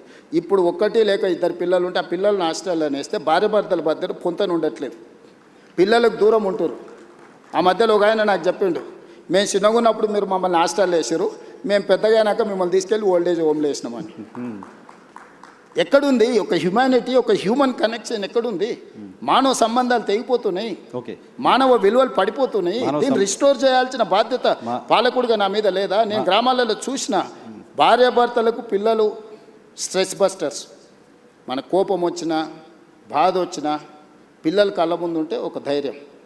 ఆ పిల్లలే లేరనుకో, ఆ కోపం భార్య మీద చూపిస్తాం, భార్యకు వచ్చిన చికాకు భర్త మీద చూపిస్తాం, చివరికి వాళ్ళిద్దరు విడిపోయే పరిస్థితి ఉంది. సో ఈ మోడల్ స్కూల్లో ఎంత ఉందా? ఇది భార్య భర్తల మధ్య గొడవలు ఆపడం. సీరియస్గా నేను సోషల్ కాన్సిక్వెన్సెస్ చెప్తున్నా నర్సింగ్. నేను గ్రామం నుంచి వచ్చిన, నాకు తెలుసు నా దగ్గరికి ఎంతమంది. పాలసీ డిజైన్ సో ఇప్పుడు బుర్రలేని వాళ్ళకు టెండర్ పిలిచే 200 రూపాయల కాంట్రాక్టే కనిపిస్తుంది, ఎందుకంటే వాళ్ళకు కమిషన్లే కనిపిస్తుంటాయి. అందులో 20,000 కోట్లు పిలిచిందంటే 10% తీసుకున్నా కూడా 2,000 వేసేసినట్టే ఉండాలి. అది దొంగల బుద్ధి. అదే బిల్డింగ్స్ అవసరం ఏంటంటే పాయింట్ చాలా మంది ఇప్పుడు సైబర్ క్రైమ్ ఒకటి ఉండనుకో, వానికి యాక్సెస్ దొరకగానే ఈ ఖాతాలో ఎంత ఉంది, ఎంత కొట్టేయచ్చు అని వాళ్ళు లెక్కలు వేసుకుంటాడు. గంజాయి అమ్ముకునేటోడు కాలేజీలో 5,000 మంది పిల్లలు ఉంటే 5,000 మంది ఉంటే 2,000 మందికి అలవాటు చేస్తే ఇంత బిజినెస్ చేయొచ్చు అని వాడు అనుకుంటాడు. బ్లాక్లో టికెట్లు అమ్ముకునేటోడు సినిమా థియేటర్ దగ్గర ఎక్కువ జనాలు కనిపిస్తే ఒక 100 టికెట్లు బ్లాక్లో అమ్ముకుంటే చేయొచ్చు ఈరోజు మంచి బిజినెస్ అని వాడు అనుకుంటాడు. టెండర్లు ఇచ్చి కమిషన్లు కొట్టేసేటోడు దాని వాల్యూ చేసేసి లెక్క కట్టేసి వాడు కమిషన్లు వెనక్కి లెక్కేస్తాడు. నర్సింగ్ రేవంత్ రెడ్డి దగ్గరకు వచ్చి నీకు ఇది ఇస్తే ఈ పని అని అడిగే ధైర్యం ఇంతవరకు ఎవరు చేయలే, ఎవరు లోపలికి కూడా రాలే. ఓకే ఓకే, మీరు ఎడ్యుకేషన్ శాఖను కూడా మీ దగ్గర పెట్టుకోవడం వెనక రీజన్ ఇదేనా? నేను పర్సనల్గా దాన్ని పట్టాలు ఎక్కియాలి అనేది నా. ఇప్పుడు చాలామంది ఏం కోరుకుంటారు? రెవెన్యూ కోరుకుంటారు, ఫినాన్స్ కోరుకుంటారు, డిఫరెంట్ మినిస్టర్స్ కోరుకుంటారు కదా. ముఖ్యమంత్రి ఏ శాఖ అయినా నేను నా వద్ద పెట్టుకోవచ్చు కదా. ఏం పెట్టుకున్నా? అర్బన్ ఇన్ఫ్రాస్ట్రక్చర్ చేయాలనుకున్నా, మున్సిపాలిటీ పెట్టుకున్నా. స్ట్రక్చర్డ్గా డిజైన్ చేయాలి. ఎడ్యుకేషన్, ఈ సమాజాన్ని పునర్నిర్మించాలనే కోరిక నాకుంది. దీన్ని ఎవరి దగ్గర పెట్టినా కూడా అది నేను అనుకున్న లక్ష్యం దిశగా పోతుందో పోదో అని నా దగ్గర పెట్టుకున్నా. ఈ రెండిట్లల్లా నేను రోజుకు 18 గంటలు రివ్యూలు చేస్తున్నాను. నువ్వు ఆఫీసర్లను అడుగు, చచ్చిపోతున్నారు ఆఫీసర్లు. సార్ మేము అంతకుముందు 3 నెలలకు ఒకసారి అట్లా కనిపిస్తే సార్ చెప్పేది 3 గంటలు వింటే మా పని హ్యాపీగా ఉండే సార్, మేము చెప్పాల్సిన అవసరమే లేదు. ఇప్పుడు నువ్వు పిలుస్తున్నావు అంటే మొత్తం తిరిగేసి చదవాల్సి వస్తుంది సార్ అని. సో ఇది డిఫరెన్స్. మీరు మాట్లాడుతుంది చూస్తే అర్థమవుతుంది. నేను ప్రతి ప్రశ్నకి కనీసం 10 నిమిషాలు మాట్లాడుతున్నారు. నాకు టైం 1 అవరే ఉంది. సో ఇంకా చాలా క్వశ్చన్స్ అడగాల్సి ఉన్నాయి. సో మీరు 18 గంటలు రివ్యూ నిర్మిస్తాను ముందుకు వచ్చినప్పుడు నిర్మాణంలో నువ్వు కూడా భాగస్వామి కావాలి. 18 గంటలు రివ్యూ చేస్తున్నారు కాబట్టి అంత నాలెడ్జ్ ఉంటుంది డెఫినెట్గా మీకు. రైట్, చాలా క్వశ్చన్స్ ఉన్నాయి sir. Drug free Telangana okay మాట్లాడుకున్నాం. మీరు నాకు తెలిసి కాంగ్రెస్ పార్టీ అధిష్టానానికి సంబంధించిన ఒక నాయకుడిని అన్న అని పిలిచేంత చనువు నాకు తెలిసి తెలుగు రాష్ట్రాల కాంగ్రెస్ నాయకులకి ఎవరికి ఉన్నట్లేదు. రాహుల్ గాంధీని జస్ట్ మిమ్మల్ని మేమంతా జర్నలిస్ట్ చాలామంది అన్న అని పిలిచినట్టుగా మీరు రాహుల్ గాంధీని అన్న అని పిలుచుకుంటూ తిరుగుతారు. అంత క్లోజ్నెస్ ఎలా వచ్చింది రాహుల్ గాంధీకి? ఇప్పుడు గాంధీ ఫ్యామిలీకి ఈ దేశం పట్ల విశ్వాసం అక్కడ కనపడితే ఇక్కడ దండం పెట్టుకుంటూ నిలబడుతుంటారు. అట్లా వాళ్ళకు ఉంటుంది. దానికి అనుకూలంగా పనిచేసేటోళ్ళను వాళ్ళు ఫ్యామిలీ మెంబర్స్ లాగా ట్రీట్ చేస్తారు. నాకు రాహుల్ గాంధీ గారి దగ్గర కాదు, ప్రియాంక గాంధీ గారైనా సోనియా గాంధీ గారి దగ్గర అయినా నాకు చాలా ఇంటిమసీ. అంటే నేను నా లైన్ ఎప్పుడు క్రాస్ కాను, కాకపోతే నాకు కంఫర్ట్ ఉంది. నేను ఏమనుకున్నా నేను చెప్పగలను. వాళ్ళకి ఏమనిపించినా వాళ్ళు నాకు మీకు కంఫర్ట్ ఇస్తారు. నేను ఫోన్ లేదు నీకు చూపిస్తే ఇప్పుడు ఒక టెక్స్ట్ పెట్టండి, ఇక్కడ లోకల్గా ఏదో కేసు అయిందంట Revanth, why don't you see that case అని. అంటే తెలంగాణలో జరిగే చిన్న సంఘటన కూడా రాహుల్ గాంధీ గారు ముఖ్యమంత్రి గారికి అదేదో చూడు అని అడ్వైజ్ చేసేంత మా కమ్యూనికేషన్ ఉంది.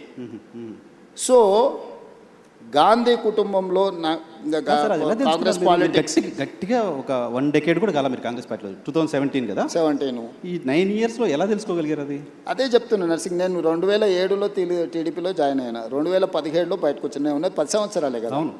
ఈ రోజుకైనా చంద్రబాబు నాయుడు గారు ఆయన దగ్గర ఉన్న సొంత నాయకుల కంటే కూడా నన్ను గౌరవిస్తాడా లేదా? వెళ్ళిపోయినాక కూడా ఎందుకు? నార్మల్గా వెళ్ళిపోయిన తర్వాత ఒక పార్టీని వదిలి ఇంకో పార్టీలకు పోయినా, ఒక నాయకుడిని వదిలి ఇంకొక నాయకుడి దగ్గరికి పోయినా వాళ్ళ మధ్యలో సంబంధాలు సత్సంబంధాలు ఉండగా ఎప్పుడైనా చూసినాం ఈ దేశ రాజకీయాలలో?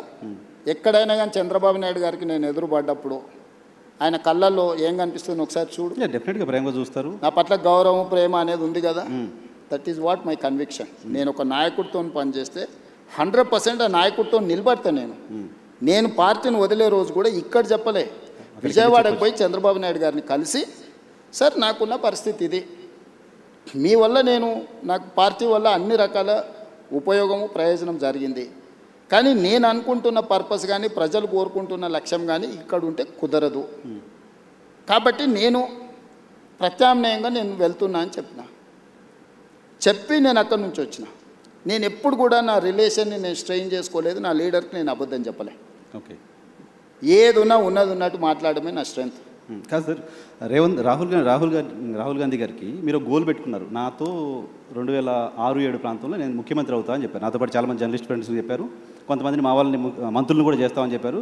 మంత్రులను చేయలేదు కానీ చాలామంది మా జర్నలిస్ట్ ఫ్రెండ్స్కి అవకాశాలు కల్పించారు. Thank you. సో మీరు రాహుల్ గాంధీ గారికి చెప్పొచ్చు కదా, ఆయన కూడా గోల్ పెట్టుకొని నేను ప్రధానమంత్రి కావాలని గోల్ ఉందా అసలు ఆయనకి? ఆ గోల్ పెట్టుకున్నారు, దానికోసం పనిచేస్తున్నారు. రాహుల్ గాంధీ గారికి చాలాసార్లు చెప్తున్నా, కాంగ్రెస్ని అధికారంలోకి తేవాలనే గోల్ ఉంది ఆయనకు, కానీ ఆయన ప్రధానమంత్రి కావాలనే దాని మీద ఆయన కోరిక లేదు. గోల్ ఉంటేనే కదా దానికోసం. నేను చాలాసార్లు మొన్న మా చింతన్ శిబిర్ ఇక్కడనే రాజ్ ఠాకూర్ జిల్లా ప్రెసిడెంట్ ఉన్నాడు కదా, మొన్న మా చింతన్ శిబిర్ జిల్లా అధ్యక్షుల ట్రైనింగ్ జరిగింది ఆంధ్రప్రదేశ్ తెలంగాణ వికారాబాద్లో. నేను లోపల ఏం మాట్లాడినో ఎవరైనా వినుంటారు, నువ్వు అడుగు అంటే నాకు ఆయనకు జరిగిన డిస్కషన్ అంటే ఒక పర్సన్ థాట్ లోపల ఉన్నప్పుడు కదా దానికోసం చెప్పించి ఒప్పించిన. మొదటిసారి రాహుల్ గాంధీ వచ్చేసారి నేను ప్రధానమంత్రి పదవికి పోటీ పడతాను, నేను బాధ్యత తీసుకుంటా అని చెప్పి మొదటిసారి రాహుల్ గాంధీ గారిని అధికారికంగా ఎస్ అని నేనే అనిపించిన. ఓకే, నేను చెప్పిన క్లియర్గా ప్రజలు ఇప్పుడు ఇప్పుడున్న జనరేషన్, నేను ఆయనకు చెప్తా ఆయన నీకు చేస్తాడంటే ఎవరు నమ్మడం లేదు, వినడం లేదు. నువ్వేం చేస్తావో, నీ కమిట్మెంట్ ఏంది, నువ్వేం చేయదలుచుకుంటావో నువ్వు డైరెక్ట్గా చెప్పమంటున్నావు. ఇప్పుడున్న పాలిటిక్స్ను నేను స్విగ్గీతో పోలుస్తాను. ఇప్పుడు జనాలు విత్ ఇన్ మినిట్స్ డెలివరీ కావాలని కోరుకుంటున్నారు. పొద్దున ఆర్డర్ ఇస్తే రాత్రికి వచ్చే దాని మీద లేరు జనాలు, కావాలి కొత్త ఆర్డర్ రెడీగా ఉంటారు. సో స్విగ్గీ పాలిటిక్స్లో ఈరోజు నువ్వు ఎట్లా పర్ఫామ్ చేస్తావు అనే దాని మీదనే ఆధారపడి ఉంటుంది. సో రేపు వచ్చే ఎన్నికల్లో రాహుల్ గాంధీ ప్రధానమంత్రి అభ్యర్థి ఇండియా కూటమి నుంచి. మొదట కాంగ్రెస్ పార్టీ నిర్ణయించుకుంటుంది, ప్రకటిస్తుంది, తర్వాత ఇండియా కూటమిని కన్విన్స్ చేస్తాం. ఇండియా కూటమిలో ఉన్న మిత్రులు నాకు చాలామంది మిత్రులే, వాళ్ళందరితో నేను కూర్చోబెట్టి మాట్లాడి సంవత్సరం ముందే అధికారికంగా రాహుల్ గాంధీ గారు రేపు జరగబోయే ఎన్నికల్లో ప్రధానమంత్రి అభ్యర్థి రాహుల్ గాంధీ గారికి ఓటేయండి, ఈ దేశానికి ప్రధానమంత్రి అవుతాడు, రైతుల కోసం ఏం చేస్తాడు, మహిళల కోసం ఏం చేస్తాడు, విద్యార్థుల కోసం ఏం చేస్తాడు, నిరుద్యోగ యువకుల కోసం ఏం చేస్తాడు, పరిశ్రమల కోసం ఏం చేస్తాడు, అదేవిధంగా కాస్ట్ సెన్సెస్ విషయంలో ఏం చేస్తాడు, లేకపోతే ఉన్న అదర్ సోషల్ ఇష్యూస్ మీద ఏం చేస్తాడు, ఒక పాలసీ డాక్యుమెంట్ తీసుకొచ్చి ప్రజల ముందు పెట్టి ప్రజల్ని మ్యాండేట్ కోరుతాం. ఓకే సార్, మీరు ఇప్పుడు ఆంధ్రప్రదేశ్లో కాంగ్రెస్ పార్టీ చివరి ముఖ్యమంత్రి, తెలంగాణ వచ్చిన తర్వాత మీరు మొదటి ముఖ్యమంత్రి. కాంగ్రెస్ పార్టీ ముఖ్యమంత్రులకి ఎవరికీ లేని ఒక ప్రివిలేజ్ కనపడుతుంది, మీరు సౌత్ ఇండియాలో కాంగ్రెస్ పార్టీకి సంబంధించిన ఫేస్గా కనపడుతున్నారు. కేరళ ఎలక్షన్లో క్యాంపెయిన్గా చేయడం కావచ్చు, తమిళనాడు వెళ్ళి అక్కడ మీటింగ్స్ అటెండ్ చేయడం కావచ్చు. సో సిద్ధరామయ్య కంటే కూడా సౌత్ ఇండియాలో ఉన్న కాంగ్రెస్ ముఖ్యమంత్రులు మీరు ఎక్కువ పాపులర్గా కనపడుతున్నారు. సో సౌత్ ఫేస్గా రేవంత్ ఎమర్జ్ అవ్వడం వెనక రీజన్ ఏంటి? నేషనల్ పాలిటిక్స్ ఇంకేదన్నా మీరు సీఎం కావాలని గోల్ అయిపోయింది, వేరే గోల్ ఏమైనా పెట్టుకున్నారా? లేదు నర్సింగ్, నేను 10 years 2034 వరకు ఏ గోల్ లేదు. 1994లో 2 సార్లు తెలుగుదేశం పార్టీకి అధికారం ఇచ్చారు, 2004 నుంచి 2 సార్లు కాంగ్రెస్ పార్టీకి అధికారం ఇచ్చారు, 2014 నుంచి 2 సార్లు బీఆర్ఎస్కి అధికారం ఇచ్చారు, 2024 నుంచి 2 సార్లు నాకు అధికారం ఇస్తారు ప్రజలు. నాకు స్పష్టత ఉంది. 2034 వరకు ఇక్కడనే ఉంటా, ఈ ప్రజల కోసమే పనిచేస్తా. $1 trillion ఎకానమీని అక్కడికి తీసుకెళ్ళి 2047కి $3 trillion ఎకానమీ ఏదైతే మన నరేంద్ర మోడీ గారి ముందు స్పష్టంగా చెప్పినాం, భారతదేశం $30 trillion ఎకానమీ ఏదైతే వికసిత్ భారత్ 2047 లక్ష్యంగా పెట్టుకున్నారో, ఈరోజు మనము 3% లోపల జనాభా ఉంటే 5% జీడిపి కంట్రిబ్యూట్ చేస్తున్నాం. రేపు ఇదే జనాభా 10% జీడిపిని దేశానికి కంట్రిబ్యూట్ చేసే ప్రణాళికలు, దానికి రోడ్ మ్యాప్, దానికి భవిష్యత్ ఏ రకమైన విధానాలు తీసుకోవాలనో 2034 వరకు ఇక్కడనే క్షేత్రస్థాయిలో ఉండి పనులు చేస్తాను. సార్ అది నమ్మకమా? 10 ఏళ్ళు ఇస్తారులే నమ్మకమా? పక్క రాష్ట్రం ఆంధ్రప్రదేశ్లో 5 ఏళ్ళకి ప్రభుత్వం మారింది, డిఎంకే ప్రభుత్వం తమిళనాడులో కూడా 5 ఏళ్ళకి మారింది. నా జీవితంలో నేను జడ్పీటీసీ అవుతా అనుకున్నప్పుడు జడ్పీటీసీ అయినా, నేను ఎమ్మెల్సీ అవుతా అనుకున్నప్పుడు ఎమ్మెల్సీ అయినా, ఎమ్మెల్యే కావాలనుకున్నప్పుడు ఎమ్మెల్యే అయినా 2014లో ఎంపీ అవుతా అని చాలా ప్రయత్నం చేసింది, నీకు కూడా తెలుసు అవును, కదా. తెలుసు. క్రికెట్ కాకపోతే 19లో అయినా మల్కాజ్గిరి. అదే మల్కాజ్గిరి నుంచి, 14లో కూడా మల్కాజ్గిరి నుంచి అవుతా అని చెప్పింది, తెలుసు కదా. అవును. అక్కడ మిస్ అయినా కూడా 19లో మళ్ళీ అక్కడ నుంచి అయినా జిల్లా పరిషత్ మెంబర్ ఉన్నప్పుడే తెలంగాణ వస్తే తెలంగాణకు ముఖ్యమంత్రి అవుతా అని చెప్పిన, అవునా? అవును, నాతో చెప్పారు. నీతో చెప్పిన కదా, నీకు గుర్తుంది కదా. ఆ రోజు రాజశేఖర రెడ్డి గారు, చంద్రబాబు నాయుడు గారు నాయకత్వం ముందు తెలంగాణ ఎక్కడి నుంచి వస్తుందా, పిచ్చి భ్రమలని మాట్లాడిన వాళ్ళు కూడా ఉండరు కదా. వచ్చింది కదా, వచ్చిన తెలంగాణకు ముఖ్యమంత్రి అయినా కదా. ఈ రోజు కూడా నేను చెప్తున్నా 34 వరకు నేను ఉంటా. Confidence sir? నేను ఈరోజు నీ ముందర చెప్పిపోతున్నావు, నువ్వు దాచిపెట్టుకో. ఓకే. 34 తర్వాత నేను జాతీయ రాజకీయాల వైపు పోయినప్పుడు ఆ రోజు వచ్చి నువ్వు అడుగు. నువ్వు ఆ రోజు సో చెప్పింది 34 వరకు ఇక్కడ 34 వరకు స్టేట్ పాలిటిక్స్. 34లో గెలిస్తే కూడా రేవంత్ రెడ్డి సీఎంగా ఉండరు, వెళ్ళిపోతారు పైకి. 34 తర్వాత మొత్తం 100% సీట్లు గెలిపించి కాంగ్రెస్కి అధికారం ఇచ్చినా కూడా నేను ముఖ్యమంత్రి పదవి తీసుకోను. నేను తర్వాతి తరానికి బదిలీ చాలా పెద్ద స్టేట్మెంట్ ఇస్తున్నారు సార్. పెద్ద స్టేట్మెంట్ నీకు చెప్తున్నా, అందుకే నీకు చెప్పాలని నీకు చెప్తున్నా. ఓకే. ఎందుకంటే నీకు ముఖ్యమంత్రి అని చెప్పిన రోజు నువ్వు ఆశ్చర్యపోయినావు, అది ఎట్లా సాధ్యం, జిల్లా జడ్పీటీసీ ముఖ్యమంత్రి అవుతాడా అని. ఆశ్చర్యం ఏం పోలే, మేము అనుకున్నాం కదా, మాట్లాడుకున్నాం చాలా సందర్భాల్లో. రోజు ఎవరైనా ఒక జడ్పీటీసీ ఇండిపెండెంట్గా గెలిచి రాష్ట్రం వస్తే నేను ముఖ్యమంత్రి అవుతా అంటే ఎవరైనా నమ్ముతారా? నమ్మరు కదా. సో ఇది నోట్ చేసి పెట్టుకోవచ్చు. 34 తర్వాత రేవంత్ రెడ్డి తెలంగాణ. నేను ఈరోజు మాట్లాడే ప్రతి మాట నువ్వు దాచిపెట్టుకో నీ లైబ్రరీలో, నీకు అవసరమైనప్పుడల్లా చూసుకో. ఓకే. నేను ఈరోజు చెప్తున్నా 34 వరకు నేను ముఖ్యమంత్రిగా 34 తర్వాత పార్టీ ఎవరిని చేస్తే వాళ్ళని ముఖ్యమంత్రిని చేస్తాను, నేను గాను. అవకాశం ఇస్తే కూడా మీరు కాదు. నేను తీసుకోను, నాకు చాలా, నాకు తెలుసు నా లైఫ్. దేశం చాలా విశాలంగా ఉంది, దేశానికి కూడా సేవలు అందిస్తా. జాతీయ స్థాయిలో నేను నా అనుభవాన్ని దేశం కోసం పంచుతా. నాకు దేశం పట్ల భక్తి ఉంది. నేను ముందే మన మోడీ గారి ముందర చెప్పిన పైలా దేశ్ దూసరా జనతా తీసరా దల్ అంటే మొదట దేశము, తర్వాత ప్రజలు, తర్వాత పార్టీ, తర్వాత నేను. సో నాకు ఒక స్పష్టత ఉంది, ఈ స్పష్టతలోనే ఇక్కడి వరకు వచ్చిన. సో మీరు నాకు 2006లో జడ్పీటీసీగా ఉన్నప్పుడు ముఖ్యమంత్రి అవుతా అని చెప్పారు. ఇప్పుడు ముఖ్యమంత్రిగా ఉన్నారు, జాతీయ రాజకీయాల్లోకి వెళ్తా అని చెప్తున్నారు. జాతీయ రాజకీయాల్లో ఏ చైర్ కోరుతున్నారు, ఏ చైర్ కోసం అనుకుంటున్నారు? రాహుల్ గాంధీని ప్రధానమంత్రిగా కూర్చోబెట్టి ఆ తర్వాత ఏ చైర్ ఇస్తే ఆ చైర్లో కూర్చుంటా. Right sir. నేను గతంలో టీవీ 9లో పనిచేస్తున్నప్పుడు కావచ్చు, ఏబీ ఆంధ్రజ్యోతిలో పనిచేస్తున్నప్పుడు కావచ్చు, మనం ఇంటర్వ్యూకి వచ్చినప్పుడు మీరు నాకు చెప్పే ఏం అడగాలి సార్ అంటే ఏదైనా అడుగు అనేవాళ్ళు. ఆ లిబర్టీ తీసుకొని కొన్ని క్వశ్చన్స్ అడుగుతున్నాను, అడగచ్చు కదా? డన్. Thank you. తెలంగాణకు సంబంధించి, హైదరాబాద్కి సంబంధించి సినిమా ఇండస్ట్రీ ఎందుకు రేవంత్ రెడ్డి పట్ల నెగిటివ్గా ఉందా, లేకపోతే రేవంత్ రెడ్డి సినిమా ఇండస్ట్రీ పట్ల నెగిటివ్గా ఉన్నారా అలాంటి ఒక ఇంప్రెషన్ బయట సొసైటీలో ఉంది. రీజన్ ఏంటో తెలియదు, మీరు చెప్పాలి. దాంతోపాటు తెలుగు సినిమా ఇండస్ట్రీ ఏమో అంటిముట్టినట్టుగా ఉంటుంది. బాలీవుడ్ మొత్తం ఇంటికి వస్తుంది. అమితాబ్ బచ్చన్ వస్తున్నారు, ఆయన ఎవరు ఇంకా సల్మాన్ ఖాన్ వస్తున్నారు, అజయ్ దేవ్గన్ వస్తున్నారు, బాలీవుడ్ అంతా వస్తుంది. తెలుగు సినిమా ఇండస్ట్రీతో ఎందుకు డిటాచ్మెంట్ ఉంది మీకు? నాకు డిటాచ్మెంట్ ఏం లేదు, నాకు ఎక్కువ వివరాలు తెలుసు కాబట్టి కొంతమంది నా దగ్గరకు వచ్చి వేరే చెప్పలేరు. ఎందుకంటే నాకు అందరి గురించి చాలా విషయాలు తెలుసు కదా.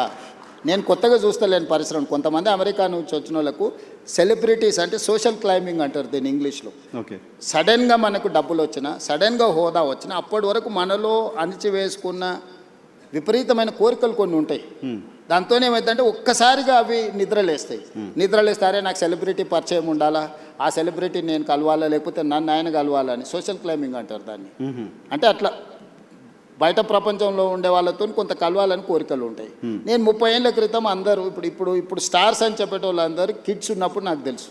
ఓకే. నేను పేర్లు చెప్పాను కానీ వాళ్ళు స్కూల్కి వెళ్ళి, లేకపోతే జూనియర్ కాలేజ్కి వెళ్ళి, లేకపోతే వాళ్ళ కాలేజ్ నుంచి బయటకు వచ్చి సింగిల్ బియర్ తాగాలనుకున్నప్పుడు కూడా నా దగ్గరకు వచ్చేటోళ్ళు. అన్న నువ్వు సంతకం పెడితే నేను బియర్ తాగుతా అని. సింగిల్ బీర్ తాగడానికి మీరు వచ్చారు, మీ దగ్గరికి వచ్చారు. ముఖ్యమంత్రి అయిన తర్వాత మీ దగ్గర రావడానికి భయపడతారు. అదే చెప్తున్నా, అన్ని చూసిన తర్వాత నాకు వచ్చి కొత్తగా చెప్పలేరు కదా నర్సింగ్. ఓకే. సో అందుకోసమని నేను ఏ పరిశ్రమతోనైనా, ధూల్పేట్ల గుడంబ అమ్ముకునే వాళ్ళతోని నేను అంతే రిలేషన్ మెయింటైన్ చేస్తా. Top of the top star వచ్చినా కూడా నేను అట్లనే ఉంటా. Wipro, Microsoft or any other company CEO వచ్చినా నేను అంతనే ఉంటా. అమెరికన్ అంబాసిడర్ వచ్చినా కూడా నేను అదే విధంగా ఉంటాను. నువ్వు నా బిహేవియర్ చూడు, నువ్వు యావరేజ్ లీడర్తోనున్నా, ప్రధానమంత్రితోనున్నా నేను వంగి నమస్కారాలు పెట్టుడు, అతి వినయాలు చేసుడు, లేకపోతే టూ మచ్ ఏదో ఇంప్రెస్ చేసేసి ఏదో నటించేద్దామని నా బ్లడ్లోనే లేదు. నేను ఉన్నది ఉన్నట్టు ఉంటా, వచ్చేది వస్తుంది, పోయేది పోతుంది. ఇట్లుంటేనే ముఖ్యమంత్రి అయినా. ఇంకా కొత్తగా ఏంది నేను చేసేది? ఏం పని ఉంది? ఇప్పుడు ప్రతి ఒక్కరికి లైఫ్లో సక్సెస్కి ఒక ఫార్ములా ఉంటుంది. నువ్వు యాజ్ జర్నలిస్ట్ నువ్వు సక్సెస్ అయినావు అంటే నీకు ఒక ఫార్ములా ఉంటుంది, లేకపోతే ఒక వర్కింగ్ స్టైల్ ఉంటుంది. ఇంకొక లీడర్కి ఇంకొక లాగా ఉంటుంది, ఇంకొక సెలబ్రిటీకి ఇంకొక లాగా ఉంటుంది. నాకు నా లైఫ్ ఇట్లనే గౌరవాన్ని తెచ్చిపెట్టింది, హోదాని తెచ్చిపెట్టింది, ఈరోజు గుర్తింపు వచ్చింది. సో నా లైఫ్ అనేది ఇట్లనే ఉంటుంది నర్సింగ్. ఇందులో నేను అనేది టాలీవుడ్ బాలీవుడ్ కాదు, హాలీవుడ్ కూడా హైదరాబాద్లో షూటింగ్ జరగాలి, ఇండస్ట్రీని ఆ విధంగా తీసుకెళ్లాలని ప్రయత్నం చేస్తున్నా. అందుకే ఈరోజు నెట్ఫ్లిక్స్ కానీ వీటన్నిటిని కూడా మనం ఇక్కడికి తీసుకొచ్చినాం. సో నేను ఇండస్ట్రీకి ఒక హబ్ లాగా క్రియేట్ చేయదలుచుకున్నా. ప్రపంచంలో ఉండే సినిమా ఇండస్ట్రీ హైదరాబాద్లో ఉండాలనేది నా కోరిక. ఓకే, నేను అందుకే ఆ విధమైన ప్రణాళికలు వేస్తున్నా. సో నేను ఇండివిజువల్స్ని టూ మచ్గా ప్లీజింగ్ చేసే పనిలో నేను ఉండను. ఓకే, నేను నా పని 18 గంటలు నేను పని చేయాలి. నా పనిలో ఈరోజు ఎవరు అవసరం, ఎవరిని కలవాలి, ఎవరి వల్ల రాష్ట్రానికి ప్రయోజనం ఉంటే నేను వాళ్ళ కోసం టైం స్పెండ్ చేస్తా. ఓకే. మీరు ముఖ్యమంత్రి కావడం కోసం బయట కాంగ్రెస్ పార్టీ మెస్సిన్ కూడా తెచ్చిన మీకు తెలుసు కదా, మెస్సిన్ పిల్లలకు ఒక స్ఫూర్తి అయిన మెస్సిన్ తెస్తే కూడా తప్పు పట్టిరా. ఏం చేయాలి, నేను మైదానంలో మెస్సిన్ తెచ్చిన కానీ పబ్లో పోయి డ్రగ్స్ కోసం ప్రమోట్ చేయలే కదా.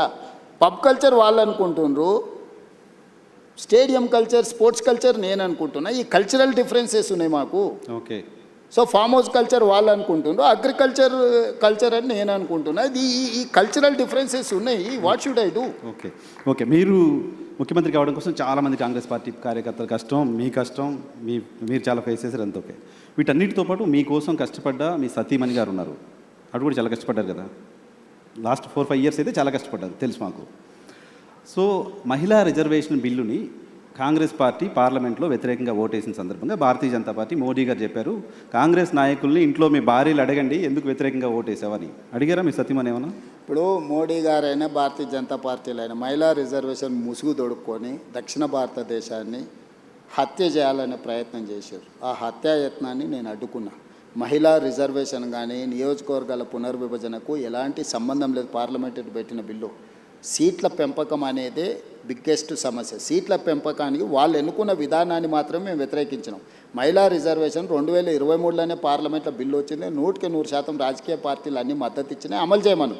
ఇప్పుడున్న 543లో 33%, 181 పార్లమెంటు సీట్లు, 2011 జనాభా తీసుకొని ఇవాళ రేపు టెక్నాలజీ వచ్చింది, ఈ డేటా ఏఐకి అప్పచెప్పేస్తే 3 గంటలలో 181 సీట్లు ఏవేవి మహిళలకు రిజర్వేషన్లు అవుతావో ఇస్తుంది.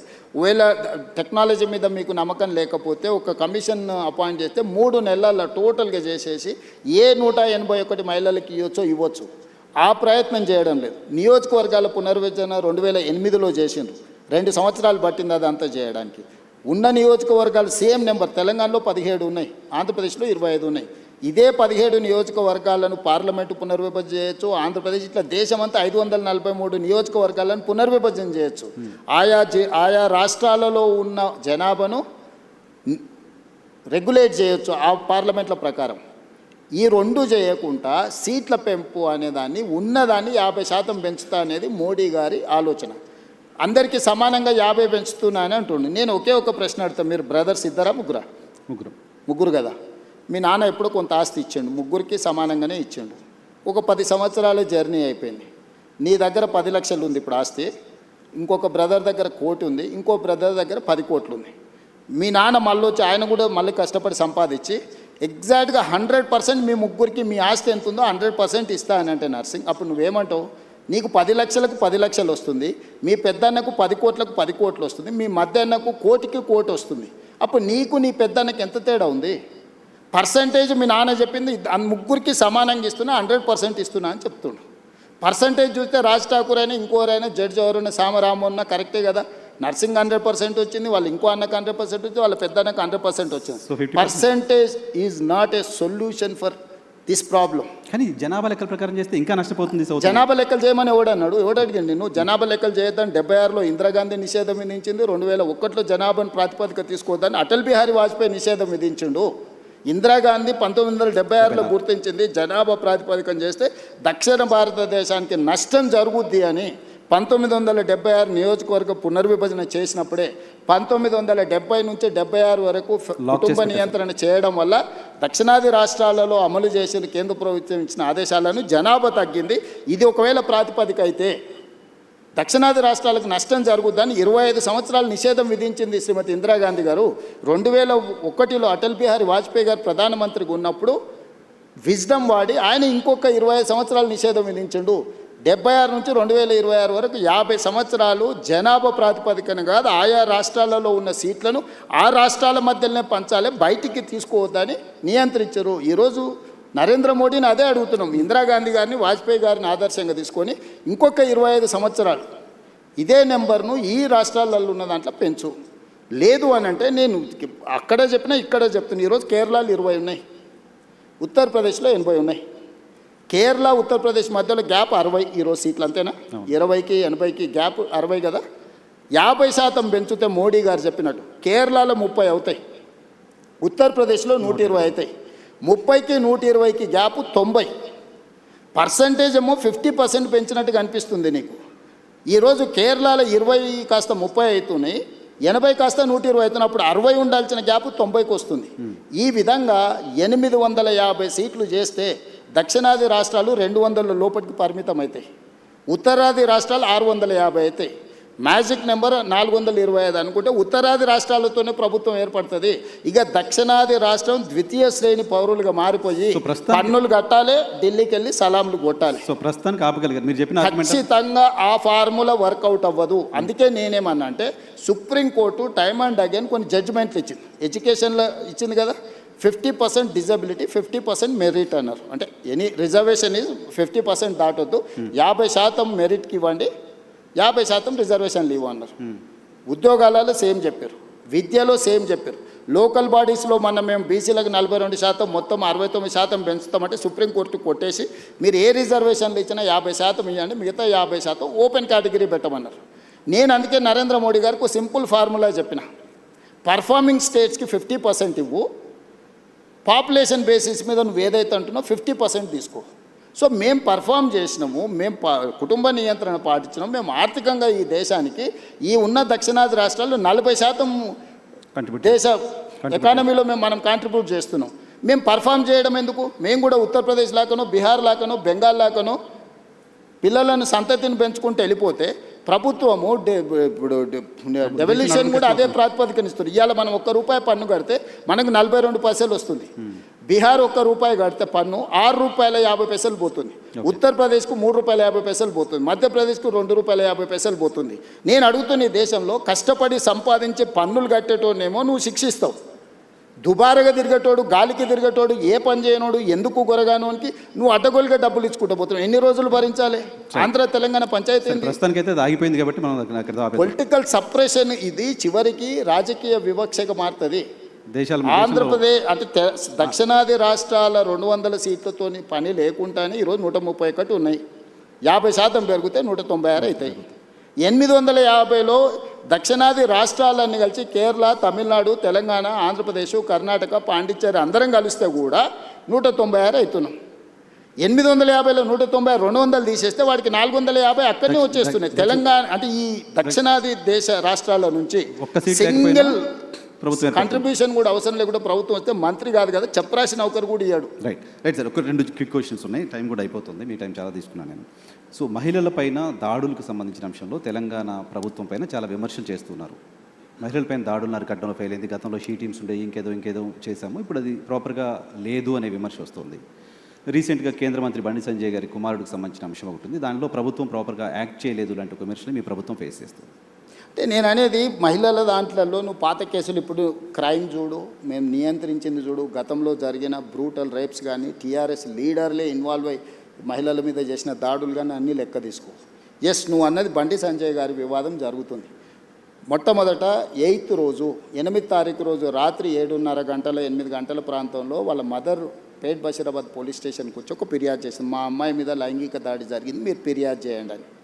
వితిన్ ఏ అవర్ మేము ఫోక్సో కేసులు కట్టి తల్లి ఇచ్చిన స్టేట్మెంట్ మీద రికార్డ్ చేసినాం. ఒక కంప్లైంట్ వచ్చినాక 24 గంటల లోపల ఆ అమ్మాయి బాధితురాలి స్టేట్మెంట్ తీసుకోవాలి. ఇక్కడ ఆ అమ్మాయి మైనర్ అనేది ఎవరు ప్రూవ్ చేయాలా? ఇమ్మీడియట్గా అమ్మాయితోనే వెళ్ళి స్టేట్మెంట్ తీసుకొని సెక్షన్స్ ఆల్టర్స్ చేసినాం. 10th రోజు ప్రధానమంత్రి ఇక్కడికి వచ్చింది. మేము ఎక్కడికి వెళ్ళాలి? ప్రధానమంత్రికి 9-10 తారీఖు 10,000 మంది పోలీసులతో రక్షణ కల్పించాల్సి వచ్చింది. ప్రధానమంత్రి గారు ఒక్క ప్రోగ్రామ్ అటెండ్ కావాలి, 6 ప్రోగ్రాంలు అటెండ్ అయ్యారు. హైటెక్ సిటీ కావచ్చు, సింధు హాస్పిటల్ కావచ్చు, పవన్ కళ్యాణ్ కావచ్చు, చంద్రబాబు నాయుడు గారు కావచ్చు, బేగంపేట కావచ్చు, పరేడ్ గ్రౌండ్లో పబ్లిక్ మీటింగ్. వేలాది మంది కార్యకర్తలు వచ్చినప్పుడు సిస్టమ్ మొత్తము 4 days కంటిన్యూస్గా 10,000 పోలీసు ఈ మొత్తం కమిషనరేట్లలో అందరూ అక్కడనే డిప్లాయ్ చేయాల్సి వచ్చింది. Prime minister security. చిన్న మిస్టేక్ జరిగితే ఏం జరుగుతుందో నీకు తెలియదు ఏముంది. అందులో హైదరాబాద్ హై సెన్సిటివ్ సిటీ. రకరకాల దేశంలో ఏ మూలన ఐఎస్ఐ దాడులు జరుగుతూ కూడా దాని మూలాలు అప్పుడప్పుడు హైదరాబాద్లో వెళ్తూ ఉంటాయి. సో ప్రధానమంత్రి పర్యటనను చాలా సీరియస్గా తీసుకొని 10th రోజు 11th పొద్దున్నే ఇమ్మీడియట్గా సెక్షన్స్ ఆర్డర్స్ వేసి ఇమ్మీడియట్గా వాళ్ళ ఇంటికి వెళ్ళి నోటీస్ ఇచ్చినాం. ఇప్పుడు దాంట్లో అమ్మాయి డేట్ ఆఫ్ బర్త్ ఇష్యూస్ మీద 2 రకాల ఆరోపణలు ఉన్నాయి. 2 రకాల ఆరోపణలు ఉన్నప్పుడు ఇప్పుడు బండి సంజయ్ వాళ్ళ కొడుకు కూడా పోయి పోలీస్ స్టేషన్లో అంతకంటే ముందే కంప్లైంట్ ఇచ్చిన. వాళ్ళు కంప్లైంట్ ఇచ్చిన తర్వాత 2 గంటల తర్వాత వీళ్ళు వచ్చి కంప్లైంట్ ఇచ్చారు. ఇప్పుడు అతను ఇచ్చిన కంప్లైంట్ కరీంనగర్లో ఇచ్చిండు, వీళ్ళు ఇచ్చిన కంప్లైంట్ సైబరాబాద్లో ఇచ్చిండు. కంప్లైంట్స్ను బేరీజు వేసుకోవడమే కాకుండా ఇప్పుడు అందులో ఉన్న ఆరోపణలని ఆ అమ్మాయి స్టేట్మెంట్ తీసుకోకుండా ఫోక్సో కేసులో పర్టికులర్గా మైనర్ గర్ల్ విషయంలో అమ్మాయి స్టేట్మెంట్ తీసుకోకుండా ముందుకు వెళ్ళడానికి లేదు. ఇమ్మీడియట్గా అమ్మాయి స్టేట్మెంట్ తీసుకొని సెక్షన్స్ ఆర్డర్స్ వేసి ఇమ్మీడియట్గా నోటీస్ ఇస్తే అతను అబ్స్కాండ్లో ఉన్నాడు. సో ఈరోజు మేము చేస్తున్న దాంట్లో చట్టబద్ధంగా ఒకవేళ అడావిడికి వెళ్ళి మేము ఇంటి మీద పడి 1,000 మంది పోలీసులను పంపిస్తే మీరేమంటారు? రాజకీయ వివక్ష. ప్రధానమంత్రి సభ విజయవంతమైనందుకు రేవంత్ రెడ్డి గారు భారతీయ జనతా పార్టీకి భయపడిపోయి బండి సంజయ్ మీద పోలీసులతో దాడులు చేయించడానికి మళ్ళీ మీరే మాట్లాడేటోళ్ళు. సో ఇప్పుడు ఎవరికి మా ప్రభుత్వంలో నేను మీకు చెప్తున్నా, అది సినిమా స్టార్లు అయినా సరే, ప్రజాప్రతినిధులైనా సరే, వాళ్ళ పిల్లలైనా సరే, ఎవ్వరికి మినహాయింపు లేదు. మీరు నన్ను చూసిండ్రు. సినిమా తారల విషయంలో ఎట్లా వ్యవహరించినా, ప్రజాప్రతినిధులు డ్రగ్స్లలో దొరికితే ఏ రాష్ట్రంలోనైనా ఏ పార్టీలైనా నేను ఏ విధంగా తీసుకొచ్చినా ఇందులో కూడా ఎలాంటిది లేదు. ఇది మైనర్ గర్ల్ ఇష్యూ.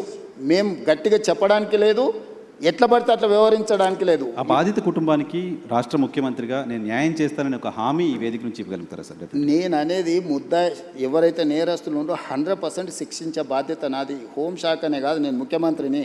నేను పక్కడ్బందీగా ప్రణాళిక చేస్తున్నా. నేను ఒకవేళ సహాయం చేయాలనుకుంటే ఫోక్సో కేసే పెట్టాను కదా నర్సింగ్. ఫోక్సో కేసు పెట్టిన కంప్లైంట్ వచ్చిన గంటలో ఫోక్సో కేసు పెట్టిన అంటే what is my commitment? POCSO case ఎందుకు పెడతాం? ఏదో అమ్మాయి వచ్చిందిగా, మదర్ వచ్చింది, మదర్ కంప్లైంట్తోని ఫోక్సో కేసులు పెట్టడం సీరియస్ సెక్షన్స్ పెట్టలేము. బాధితురాలి యొక్క స్టేట్మెంట్ తీసుకున్న తర్వాతనే మనం చేయాలి. ఈ చట్టంలో ఉన్న నిబంధన. సో ఇప్పుడు కొన్నిసార్లు మైనర్ పిల్లలు ప్రేమించుకుంటారు. వాళ్ళ ప్రేమ విషయం తల్లిదండ్రులకు నచ్చకపోతే తల్లిదండ్రులు కొన్నిసార్లు కోపానికి వస్తారు, కొన్నిసార్లు డిఫరెంట్గా వాటి మీద ఒత్తిడి తీసుకొస్తుంటారు. ప్రభుత్వం అనేది అసర్టైన్ చేసుకోవాలి కదా. దట్టు ఒక ప్రధానమంత్రి వచ్చే ముందల వచ్చిన 2 ఫిర్యాదులు, అక్కడనేమో హానీ ట్రాప్ అని బండి సంజయ్ కుటుంబం కేసు పెట్టింది, ఇక్కడేమో మైనర్ అమ్మాయి మీద లైంగిక దాడి జరిగిందని వీళ్ళు కేసు పెట్టారు. రెండింటిని పరిశీలించడానికి పోలీసులకు కనీసం 24 గంటలని పడితే వాళ్ళు ఇచ్చింది రాత్రిపూట. ఒక ఆయన 8వ తారీఖు 5 గంటలకు ఇస్తే ఇంకొకరు 8వ తారీఖు 9 గంటలకు ఇచ్చారు. 9వ తారీఖు నాడు ఎంబడే మేము రంగంలో దిగి పోలీసులు మొత్తం తీసుకొని మొత్తం స్టేట్మెంట్స్ రికార్డ్ చేసి సెక్షన్స్ ఆల్టర్ చేసిన 9వ తారీఖు. 10వ తారీఖు నాడు ప్రధానమంత్రి మొత్తం నేను పర్యటనలో ఉన్న మొత్తం వ్యవస్థ ఉంది. 11 పొద్దున్నే నేను సమీక్ష చేసి ఒక ఉమెన్ ఐపీఎస్ ఆఫీసర్ని అపాయింట్ చేసి కంప్లీట్గా డీటెయిల్ చేసి సెక్షన్స్ ఆల్టర్ చేసి బండి సంజయ్ ఇంటికే కాదు, బండి సంజయ్ బావమరిది ఇంటికి ఢిల్లీలో కూడా అందరినీ 5 పోలీస్ టీంలను ఈరోజు పంపించినాం. ఎక్కడన్నా ప్రభుత్వం కేసుని ఏమైనా డైల్యూట్ చేసిందా? ఇప్పుడు కొడుకు నేరం చేస్తే తండ్రిని అరెస్ట్ చేస్తారా? నువ్వు చెప్పు. ఇట్లాంటి కేసులలో ఇప్పుడు కొడుకు ఏదైనా తప్పు చేసిండు అంటే బండి సంజయ్ని అరెస్ట్ చేయాలా? ఏం కోరుకుంటుండ్రు? ఇప్పుడు బండి సంజయ్కి బీఆర్ఎస్ వాళ్ళకు పొసగలేదా, పొసిగిందా, ఎక్కడైనా తేడా వచ్చిందా, ఇవన్నీ నేను చెప్పలేను. కానీ ఆర్ఎస్ ప్రవీణ్ కుమార్ గారు వాలంటీర్ రిటైర్మెంట్ తీసుకున్న ఆఫీసర్, ఆయనే ఇన్వెస్టిగేటింగ్ ఆఫీసర్ అనుకుంటా. ఆయన ఐపీఎస్ కాదు, ఇప్పుడు is no more IPS officer. ఆయన రిటైర్ అయిపోయింది. ఓ గడీలకు వ్యతిరేకంగా కొట్లాడుతున్నాడు. ఇప్పుడు ఆ గడీల దగ్గరనే గులాంగిరి చేస్తున్నాడు. పోలీసులు బెదిరిస్తున్నారు బాధిత కుటుంబాన్ని.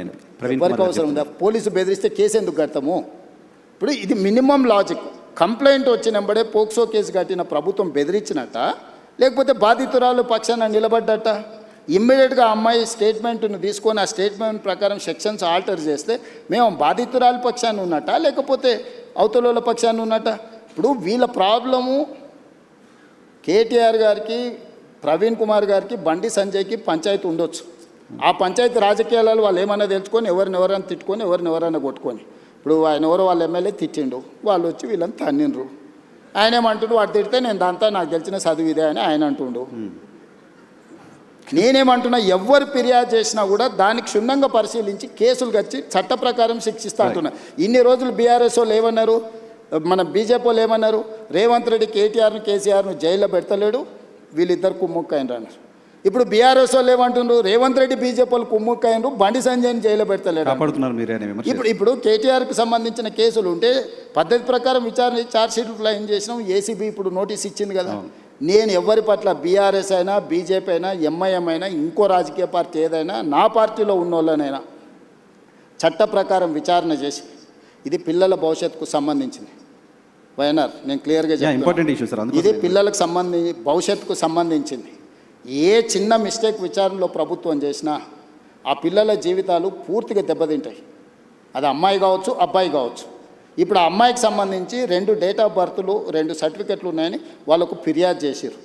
నేను అసర్టైన్ చేసుకోవాలి కదా, ఇప్పుడు ఆ స్కూల్కి వెళ్ళాలన్నా 10th క్లాస్ సర్టిఫికేట్ తీసుకోవాలన్నా, ఆ అమ్మాయి ఏ హాస్పిటల్లో జన్మించిందో హాస్పిటల్ నుంచి బర్త్ సర్టిఫికేట్ తీసుకోవాలన్నా, ఆ అమ్మాయికి సంబంధించిన ఆధార్ కార్డు తీసుకోవాలన్నా, ఈ 3 రకాల సర్టిఫికెట్లు సేకరించాలంటే పోలీసుల కనీసం 24 గంటలు పట్టదా? ఆ అమ్మాయి చదువుకున్న స్కూల్ ఎక్కడుందో ఫస్ట్ మేము కనుక్కోవాలన్నా, ఆ అమ్మాయి ఆధార్ కార్డు ఎక్కడుందో తీసుకోవాలన్నా, ఆ అమ్మాయి ఏ హాస్పిటల్లో జన్మించిందో వివరాలు సేకరించాలన్నా, ఇవన్నీ తీసుకోకుండా నేను ఎట్లా ఒకవేళ కేసు కట్టింది అనుకో, రేపు ఒకవేళ ఇప్పుడు వాళ్ళు చెప్తున్నాడు వాళ్ళ దగ్గర ఏదైనా ఆధారం ఉందనుకో, అమ్మాయి మేజర్ అని, నువ్వేమంటావు? బండి సంజయ్ మీద పడక వాళ్ళ పిల్లగాని మీద రేవంత్ రెడ్డి రాజకీయంగా ఎదుర్కోలేక పిల్లగాన్ని అడ్డం పెట్టుకొని రాజకీయాలు చేస్తుండు. ఇప్పుడు ఒక రోజు లేట్ కావచ్చు ఆధారాలు సేకరించడం, శిక్ష నుంచి ఎవరు తప్పించుకోలేరు. ఆలస్యం కూడా వివరాలు సేకరించడానికి ఇది ఆలస్యం అని కూడా నేను అనట్లేదు. మేము ఇమ్మీడియట్గా నోటీస్ ఇచ్చినాం, ఇంటికి గోడ కతికిచ్చినాం, పోలీస్ టీంలను పంపించినాం, ఢిల్లీకి పంపించినాం. మేము అన్ని రకాల ప్రయత్నాలు చేస్తున్నాం. మేము హార్ష్గా బిహేవ్ చేయలేము.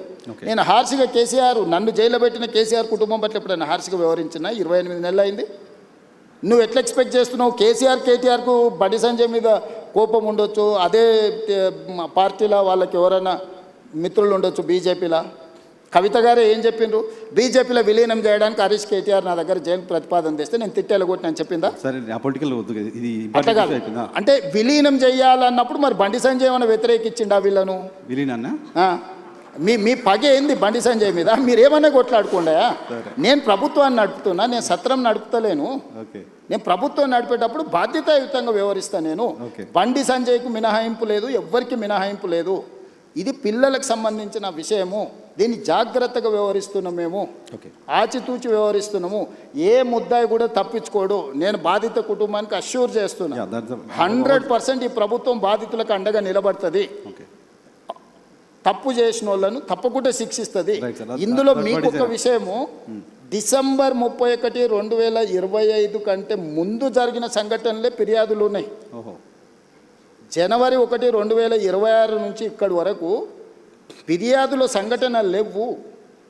4-5 నెలల క్రితం జరిగిన సంఘటనల మీద ఫిర్యాదు వచ్చినప్పుడు 4-5 నెలల కింద ఎక్కడెక్కడ సంఘటనలు జరిగిన వివరాలు సేకరించడం కొంత సమయం పట్టదా? ఇప్పుడు నిన్న జరిగిందో మొన్న జరిగిందో, నిన్న మేము ఎక్కడో వెళ్తే మా మీద ఇట్లా దాడి జరిగిందంటే ఆ విచారణ వేరు. డిసెంబర్ 31 నైట్ ఇక్కడ సంఘటన జరిగింది, October so and so date నాడు ఇక్కడ సంఘటన జరిగింది, ఆగస్టులో సో అండ్ సో డేట్ నాడు ఈ సంఘటన ఇట్లా కొన్ని వాళ్ళు కోట్ చేస్తున్నారు. 4 నెలల వెనక్కి వెళ్ళి జరిగిన సంఘటనలని సేకరించాలంటే మేము టెక్నాలజీని వాడాలి. టెలిఫోన్ టవర్స్, అమ్మాయి అబ్బాయి టవర్స్ ఒక దగ్గర ఉన్నాయా లేవా, సిగ్నల్స్, లేకపోతే ఎక్కడైతే వెళ్ళిందో అక్కడ ఏమైనా సీసీ కెమెరాలు ఉన్నాయా, అక్కడ ఏమైనా ఫుటేజ్ ఉందా? పోలీస్ విచారణ అంతా ఓకే. అరే మరి అంటే మీరు సింపుల్గా ఎందుకు అర్జెంటుగా తీసుకొచ్చేసి కోదండం ఎక్కించి కొడతలేరు, సంజయ్ కొడుకును ఊరేస్తలేరు?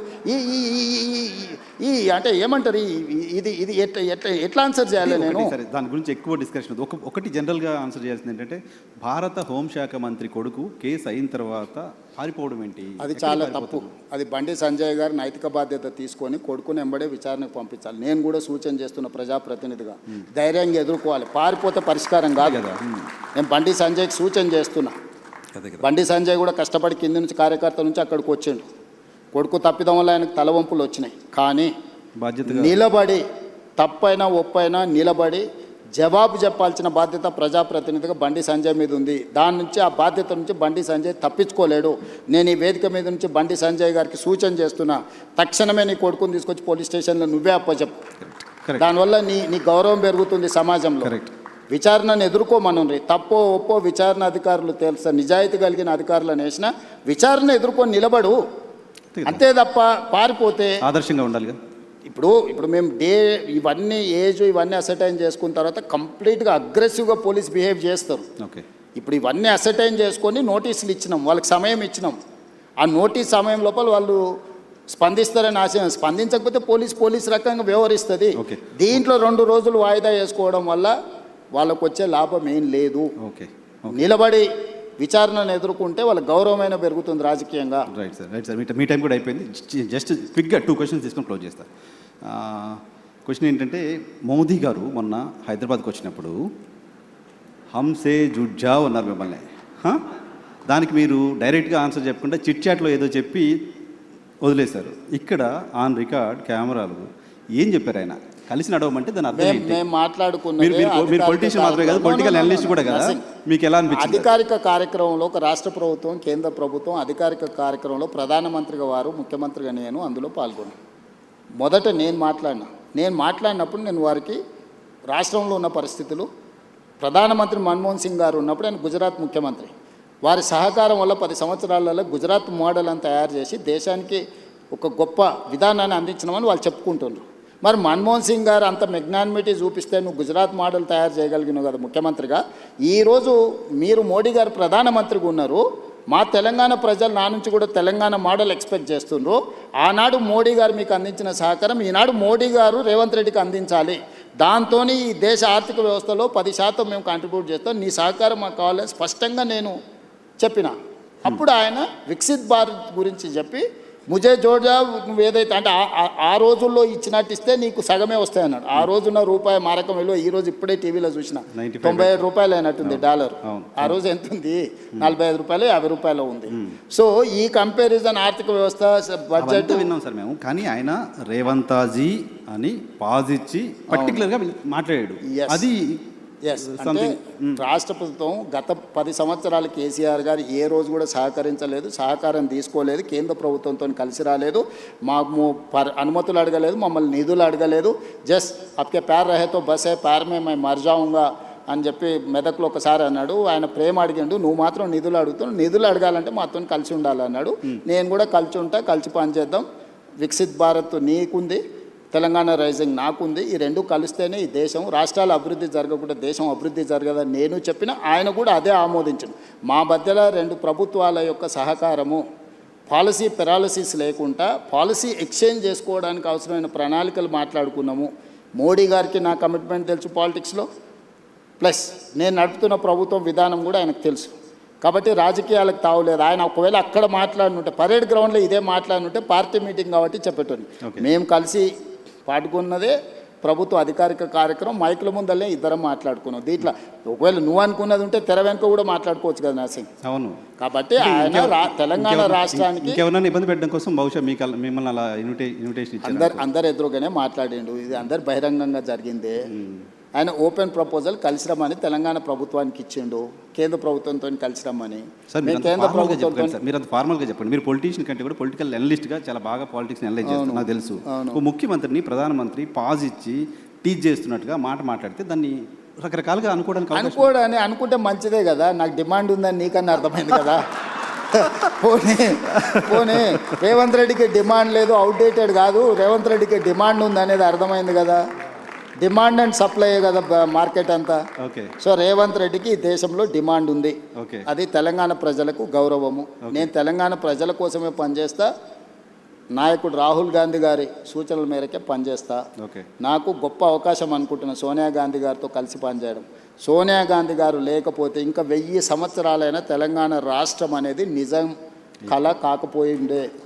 సోనియా గాంధీ గారు తెలంగాణ ఇచ్చిండ్రు కాబట్టి ఆ కృతజ్ఞతతోనైనా ఈ తెలంగాణ సమాజం తరఫున సోనియా గాంధీ గారితో కలిసి పనిచేయాలనేది నా భావన. నేను 2017లో కాంగ్రెస్లో చేరినప్పుడు రాష్ట్రంలో అధికారంలో లేదు, కేంద్రంలో అధికారంలో లేదు, కనుచూపు మేరలో వస్తుందన్న ఆశ కూడా లేదు. ఆ రోజు టీడీపీలో చేరినప్పుడు కూడా టీడీపీ అధికారం లేదు. సో నేను ఏ రోజు కూడా ఒక రోజు పార్టీ 2007లో నేను చంద్రబాబు నాయుడు గారితో చేరినప్పుడు రాజశేఖర రెడ్డి గారు ఎంత బలమైన నాయకుడు, ప్రభుత్వం ఎంత బలంగా ఉండేనో తెలుసు రాష్ట్రంలో, కేంద్రంలో. 2017లో నేను కాంగ్రెస్లోకి పోయినప్పుడు ఇక్కడ చంద్రబాబు నాయుడు గారు, అక్కడ మోడీ గారు అధికారంలో ఉన్నారు, ఎంత బలంగా ఉండేనో నీకు తెలుసు. అయినా నేను పోయి కాంగ్రెస్ పార్టీలో చేరిన. సో నేను నా మనసుకు నచ్చినట్టుగానే చేస్తా. నేను అవకాశాల కోసం అవకాశవాదిగా నేను వ్యవహరించను.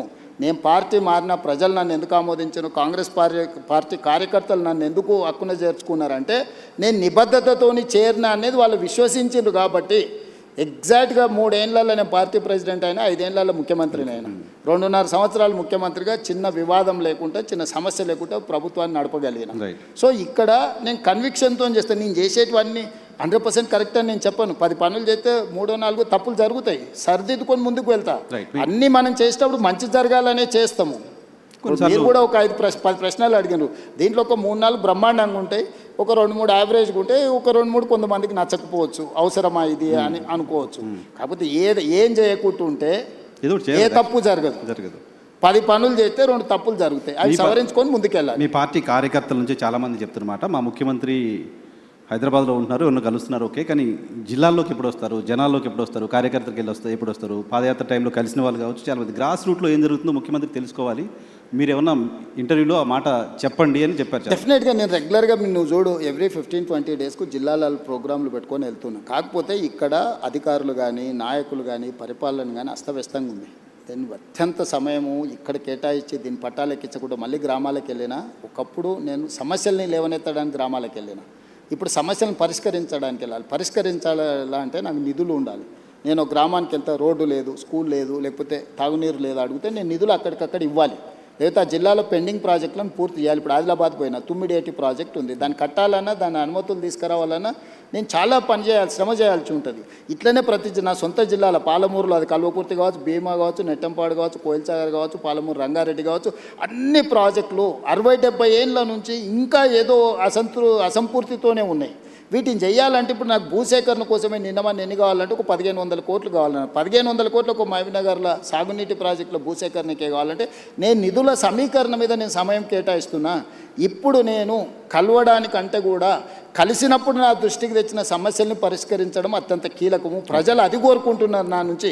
కార్యకర్తలు ఏంటంటే నాతో ఉన్న ఇంటిమసో లేకపోతే నాతో ఉన్న పరిచయమో ఒకసారి కలవాలని. అందుకే నేను మ్యాక్సిమం నా ఇంటికాడ ఎవరు వచ్చినా నేను కలుస్తాను. నా దగ్గర ఏం పెద్ద బ్యారికేడ్స్ ఉండవు, ఇవన్నీ ఏం వ్యవస్థ ఉండదు. నేను ఏ ఇంట్లో ఉన్నానో అదే ఇంట్లో ఉన్నా, జడ్పీటీసీ ఉన్నప్పుడు ఏ ఇంట్లో ఉన్నానో, ముఖ్యమంత్రిగా అదే ఇంట్లో ఉంటున్నా. అదే విధంగా వచ్చిన వాళ్ళల్లో టీ తాగుతారు, నాతో 5 నిమిషాలు మాట్లాడతారు, పోతారు. సరే వాళ్ళు అడిగిన వాళ్ళు ఇప్పుడు నా దగ్గర పదవి ఇచ్చే అవకాశం ఉంది కాబట్టి పదవులు అడిగితే నేను ఇవ్వలేకపోవచ్చు. ఎందుకంటే ఉన్నాయి లిమిటెడ్, పోటీ ఎక్కువ ఉంటుంది. కాంగ్రెస్ అంటే మరీ ఎక్కువ ఉంటుంది. సో దాంట్లో ఏరి కూరి కొంచెం జాగ్రత్తగా ఇవ్వాల్సి ఉంటుంది. ప్లస్ నేను చాలా క్లోజ్ కాబట్టి చాలా మంది నాకు ఇంత దగ్గర అన్న నేను అడగంగానే ఎంబడే టైప్ కొట్టి సంతకం పెట్టి ఇస్తాడు అనుకుంటారు. అది అసాధ్యం. చాలా మందికి మీతో ఉంది కాబట్టి న్యాచురల్గా 17 ఏళ్ళు నేను అపోజిషన్లో ఉన్నా అంటే వీళ్ళందరితో ఉండబట్టే కదా నేను ఇక్కడికి వచ్చిన. ఎంతమంది పరిచయం ఉంటారు. సో వాళ్ళందరినీ సంతోషపెట్టాలంటే అది చాలా కష్టంతో కూడుకున్న పని. అయినా నా ప్రయత్నం నేను చేస్తున్నాను. ఇప్పటివరకు ఇచ్చిన కార్పొరేషన్లు కానీ, చైర్మన్లు కానీ, ఎమ్మెల్సీలు కానీ, రాజ్యసభలు కానీ నువ్వు తీసుకో. ఇచ్చిన వాళ్ళకు కూడా తెలియదు వాళ్ళకి వచ్చినట్టు. ఓకే, కొంతమంది మన కార్పొరేషన్లు ఇస్తే ఆర్టీసీ బస్ ఎక్కువ వచ్చినారే నాకు చైర్మన్ ఇచ్చిండంట అన్న అని వాళ్ళకు కూడా తెలియదు. ఇప్పుడు బల్మూరు వెంకట్కి ఇచ్చినాం, అద్దంకి దయాకర్కి ఇచ్చినాం, అంటే ఎమ్మెల్సీలు కానీ ఇవన్నీ కానీ. కాంగ్రెస్లో ఎప్పుడైనా యూత్ కాంగ్రెస్ అనిల్ యాదవ్కు రాజ్యసభ ఇచ్చినాం. ఎప్పుడన్నా ఏ పార్టీలో జరిగిందా? మంత్రులు శ్రీహరి మా జిల్లా పార్టీ ప్రెసిడెంట్, అడ్లూరు లక్ష్మణ్ మా జిల్లా పార్టీ ప్రెసిడెంట్, వీళ్ళందరూ ఇవాళ మంత్రులు అయినరు కదా. ఇట్లాంటి వాళ్ళని కింది నుంచి వచ్చిన వాళ్ళను జిల్లా ప్రెసిడెంట్లను లేకపోతే చిన్న పదవులు ఉన్న వాళ్ళను శంకర్ నాయక్ జిల్లా ప్రెసిడెంట్ ఇస్తే ఎమ్మెల్సీ చేసినాం. ఇట్లా నువ్వు వెడ్మ బొజ్జు ఇందిరమ్మ ఇంట్లో ఉంటాను నేను, ఏదో గుడి నాగోబ జాతరకు పోతే చిన్న కార్యకర్త అక్కడ ఉన్న వాళ్ళని గుడికాడ వాళ్ళ వీళ్ళని జరుపుతుంటే కొంచెం యాక్టివ్గా అనిపించినారు. ఆ పిల్లోని ఇక్కడ పిల్లు ఫోన్ నెంబర్ రాసుకొని మా పిఏ చెప్పి వాడి పేరు రాసుకొని వాడిని టికెట్ ఇస్తే వాడు ఈరోజు ఎమ్మెల్యే అయ్యిండు. మందుల సామెలు నీకు కూడా బాగా తెలుసు. టికెట్ ఇవ్వాలనుకున్నప్పుడు పిలిచిన, అంటే ఆయన అడిగిండు వచ్చి ఎన్ని ఉన్నాయన్న, 2 ఉన్నాయి సార్ అన్నాడు. సరే పో అని చెప్పిన. ఇవ్వాలనుకున్నప్పుడు పిలిచిన, ఏదో ఉన్నాయన్నావు కదా 2 అంటే 2 కోట్ల అన్న. కాదు సార్ 2 లక్షలు అన్నాడు. మరి ఉన్నాయా 2 లక్షలు అన్న? లేదు సార్ నిన్న మన హైదరాబాద్కు నాయకుల దగ్గర తిరగడానికి 1,50,000 ఖర్చు అయిపోయినాయి, 50,000 ఉన్నాయి సార్ అన్నాడు. పోనీ 50,000 అన్న మరి నామినేషన్కి దీనికి ఉంటాయంటే అవి కూడా ఎక్కడికి సార్, నువ్వు టికెట్ ఇస్తే బట్టలు కొనుక్కోవాలన్నాడు. అంటే ₹1 లేకుంటే టికెట్ ఇచ్చినాయి. వాళ్ళందరూ ఎమ్మెల్యేలు అయినా 50,000 మెజార్టీతో గెలిచిండు మందుల సామెలు. సో ఇట్లా చాలా మంది ఉన్నారు, సక్సెస్ స్టోరీ ఉన్నోళ్ళు ఉన్నారు. ఇప్పుడు ఆస్పిరేషన్స్ ఉన్నాయి, మిమ్మల్ని రావాలి, మీరు జిల్లాలో తిరగాలి అని కోరుకుంటున్న వాళ్ళు చాలా మంది ఉన్నారు. సరే, డెఫినెట్గా నేను చెప్పేది ఏంటంటే ఒక్కోసారి ఒకరికి అదృష్టం వరిస్తుంది, ఒకరికి కష్టం వరిస్తుంది, ఒకరికి ఆలస్యం అవుతుంది. కానీ నా దగ్గర ఏ కుర్చీ ఖాళీగా పెట్టాను. వీలైనంత మరి చాకలి అయిలామని ఎవరైనా గుర్తుపెట్టుకుర్రా? శ్రీకాంతాచారి వాళ్ళ mother కి. తల్లిని ఎవరైనా గుర్తుపెట్టుకుర్రా? గుడ్ దట్ మహిళా కమిషన్ మెంబర్ ఇచ్చారు. Thank you. కోదండరామ్ సార్ని ఎవరైనా గుర్తుపెట్టుకున్రా? ప్రొఫెసర్ తిరుమలరావు గారిని ఎవరైనా గుర్తుపెట్టుకున్నా? అక్నూరు మురళిని ఎవరైనా గుర్తుపెట్టుకున్నా? నేను ఇట్లా ఒక 50 పేర్లు చెప్తాను. తెలంగాణ ఉద్యమంలో పార్టిసిపేట్ చేసిన వాళ్ళందరినీ పిలిచి పదవిచ్చి ప్రభుత్వంలో భాగస్వాములను చేసిన. ఓకే. సో 9 మంది కళాకారులను గుర్తించి కోటి రూపాయలు ఇచ్చి వాళ్ళకు పట్టాలు ఇచ్చి రాష్ట్ర అవతరణ దినోత్సవం గుర్తించిన. అందశ్రీ రాసిన పాట తెలంగాణ ఉద్యమాన్ని ఎక్కడికి తీసుకెళ్ళింది? 10 ఏళ్ళ ముఖ్యమంత్రి ఎన్నడన్నా చూడనని చూసిండా? జయ జయ హే తెలంగాణ గీతాన్ని రాష్ట్ర గీతంగా మార్చింది నేను కదా? తెలంగాణ తల్లిని అంకితం చేసింది నేను కదా? కులగణన చేసింది నేను కదా? మాదిగ వర్గీకరణ చేసింది నేను కదా? ఓకే. ఇవన్నీ ఎవరు చేసిరు? ఇవన్నీ నేనే కదా చేసింది. ఇవన్నీ కూడా సుదీర్ఘకాలంగా దశాబ్దాల నుంచి పెండింగ్ ఉన్న సమస్యల్ని కూడా ఒకటొకటి పరిష్కరించుకుంటూ వస్తున్నా నేను. రైట్. మూసి ప్రక్షాళన కూడా అందరు ముఖ్యమంత్రులు మారిండ్రు. కానీ నిక్కచ్చిగా నిలబడి ఏమైనా సరే చేస్తా అన్న వాళ్ళు ఒక్కరిని చూపించు. నేను ఈరోజు చెప్తున్నా, మూసి చేస్తా, ఎవ్వరు అడ్డం వచ్చినా చేస్తా. మూసి నదిని ప్రక్షాళన చేసి నగరానికి అందిస్తా. ప్రపంచంలోనే అద్భుతమైన నగరం హైదరాబాదును తీర్చిదిద్దేత నాది. చెరువులలో ఎవ్వరున్నా మొత్తం కూల్చి చెరువులనే కలుపుతా. నాలాలలో ఎంక్రోచ్మెంట్ ఉన్నా కొట్టేస్తా. వార్నింగ్ ఇస్తున్నారు. ఖచ్చితంగా ఎవరున్నా మీరే మర్యాద కాల్ చేస్తే సామాన్లు తీసుకుపోతారు. మీ వెనకాల ఎవడున్నా ఎవడు ఏసో మీడియాలో పెట్టినా ఏం ఊరుకోను. ఒకరోజు వెనక ఒకరోజు ముందు కూలడం ఖాయం. కాబట్టి నీళ్ళ దగ్గరికి పోకండి. ఓకే. నీళ్ళ దగ్గరికి పోయినానంటే కూలడం ఖాయం. నేను ఇంకా స్పష్టంగా నీ ముందర చెప్పెళ్తున్నాను. రైట్. రైట్. రూత్లెస్గా వ్యవహరిస్తా. డ్రగ్స్ ఎవడైనా డ్రగ్స్ రిలేటెడ్ ఎవడైనా ఉన్నాడంటే కీలు ఏలు ఇరిసి కూసబెడతా. Right sir. మీ టీం నాకు చాలా కోపంగా చూస్తున్నారు. మీ టైం ఎక్కువ తీసుకున్నాను. క్లోజ్ చేస్తే చివరిగా మీ నెక్స్ట్ గోల్కి వెళ్ళే లోపు రేవంత్ రెడ్డి ఆయన మార్చుకోవాలంటే రేవంత్ రెడ్డికి నచ్చంది ఏంటి? ఇది మార్చుకుంటే ఇంకా నేను బెటర్ అంటే అవసరానికి మించిన సమయం ఇస్తుంటా. నేను 2 నిమిషాలు మాట్లాడాల్సిన వాళ్ళతోనే 2 నిమిషాలు మాట్లాడాల్సిన 20 నిమిషాలు ఇస్తుంటా. క్వాలిటీ టైం స్పెండ్ చేయాలని ఈ మధ్యలోనే పెట్టుకున్నా. నేను అవసరానికి మించిన టైం నాకు ఇచ్చారని చెప్తున్నారు. ఓవరాల్గా నాకున్న లక్షణంలో నేను మార్చుకోవాలనుకుంటున్నది అవసరానికి మించిన సమయం ఇస్తున్నా. దాన్ని తగ్గించుకుంటే ఇంకెక్కువ మందికి ఇవ్వచ్చని నన్ను నేను అనుకున్నా. రేపటి నుంచి కొంచెం ఆ ప్రాక్టీస్ మొదలు పెడతాను.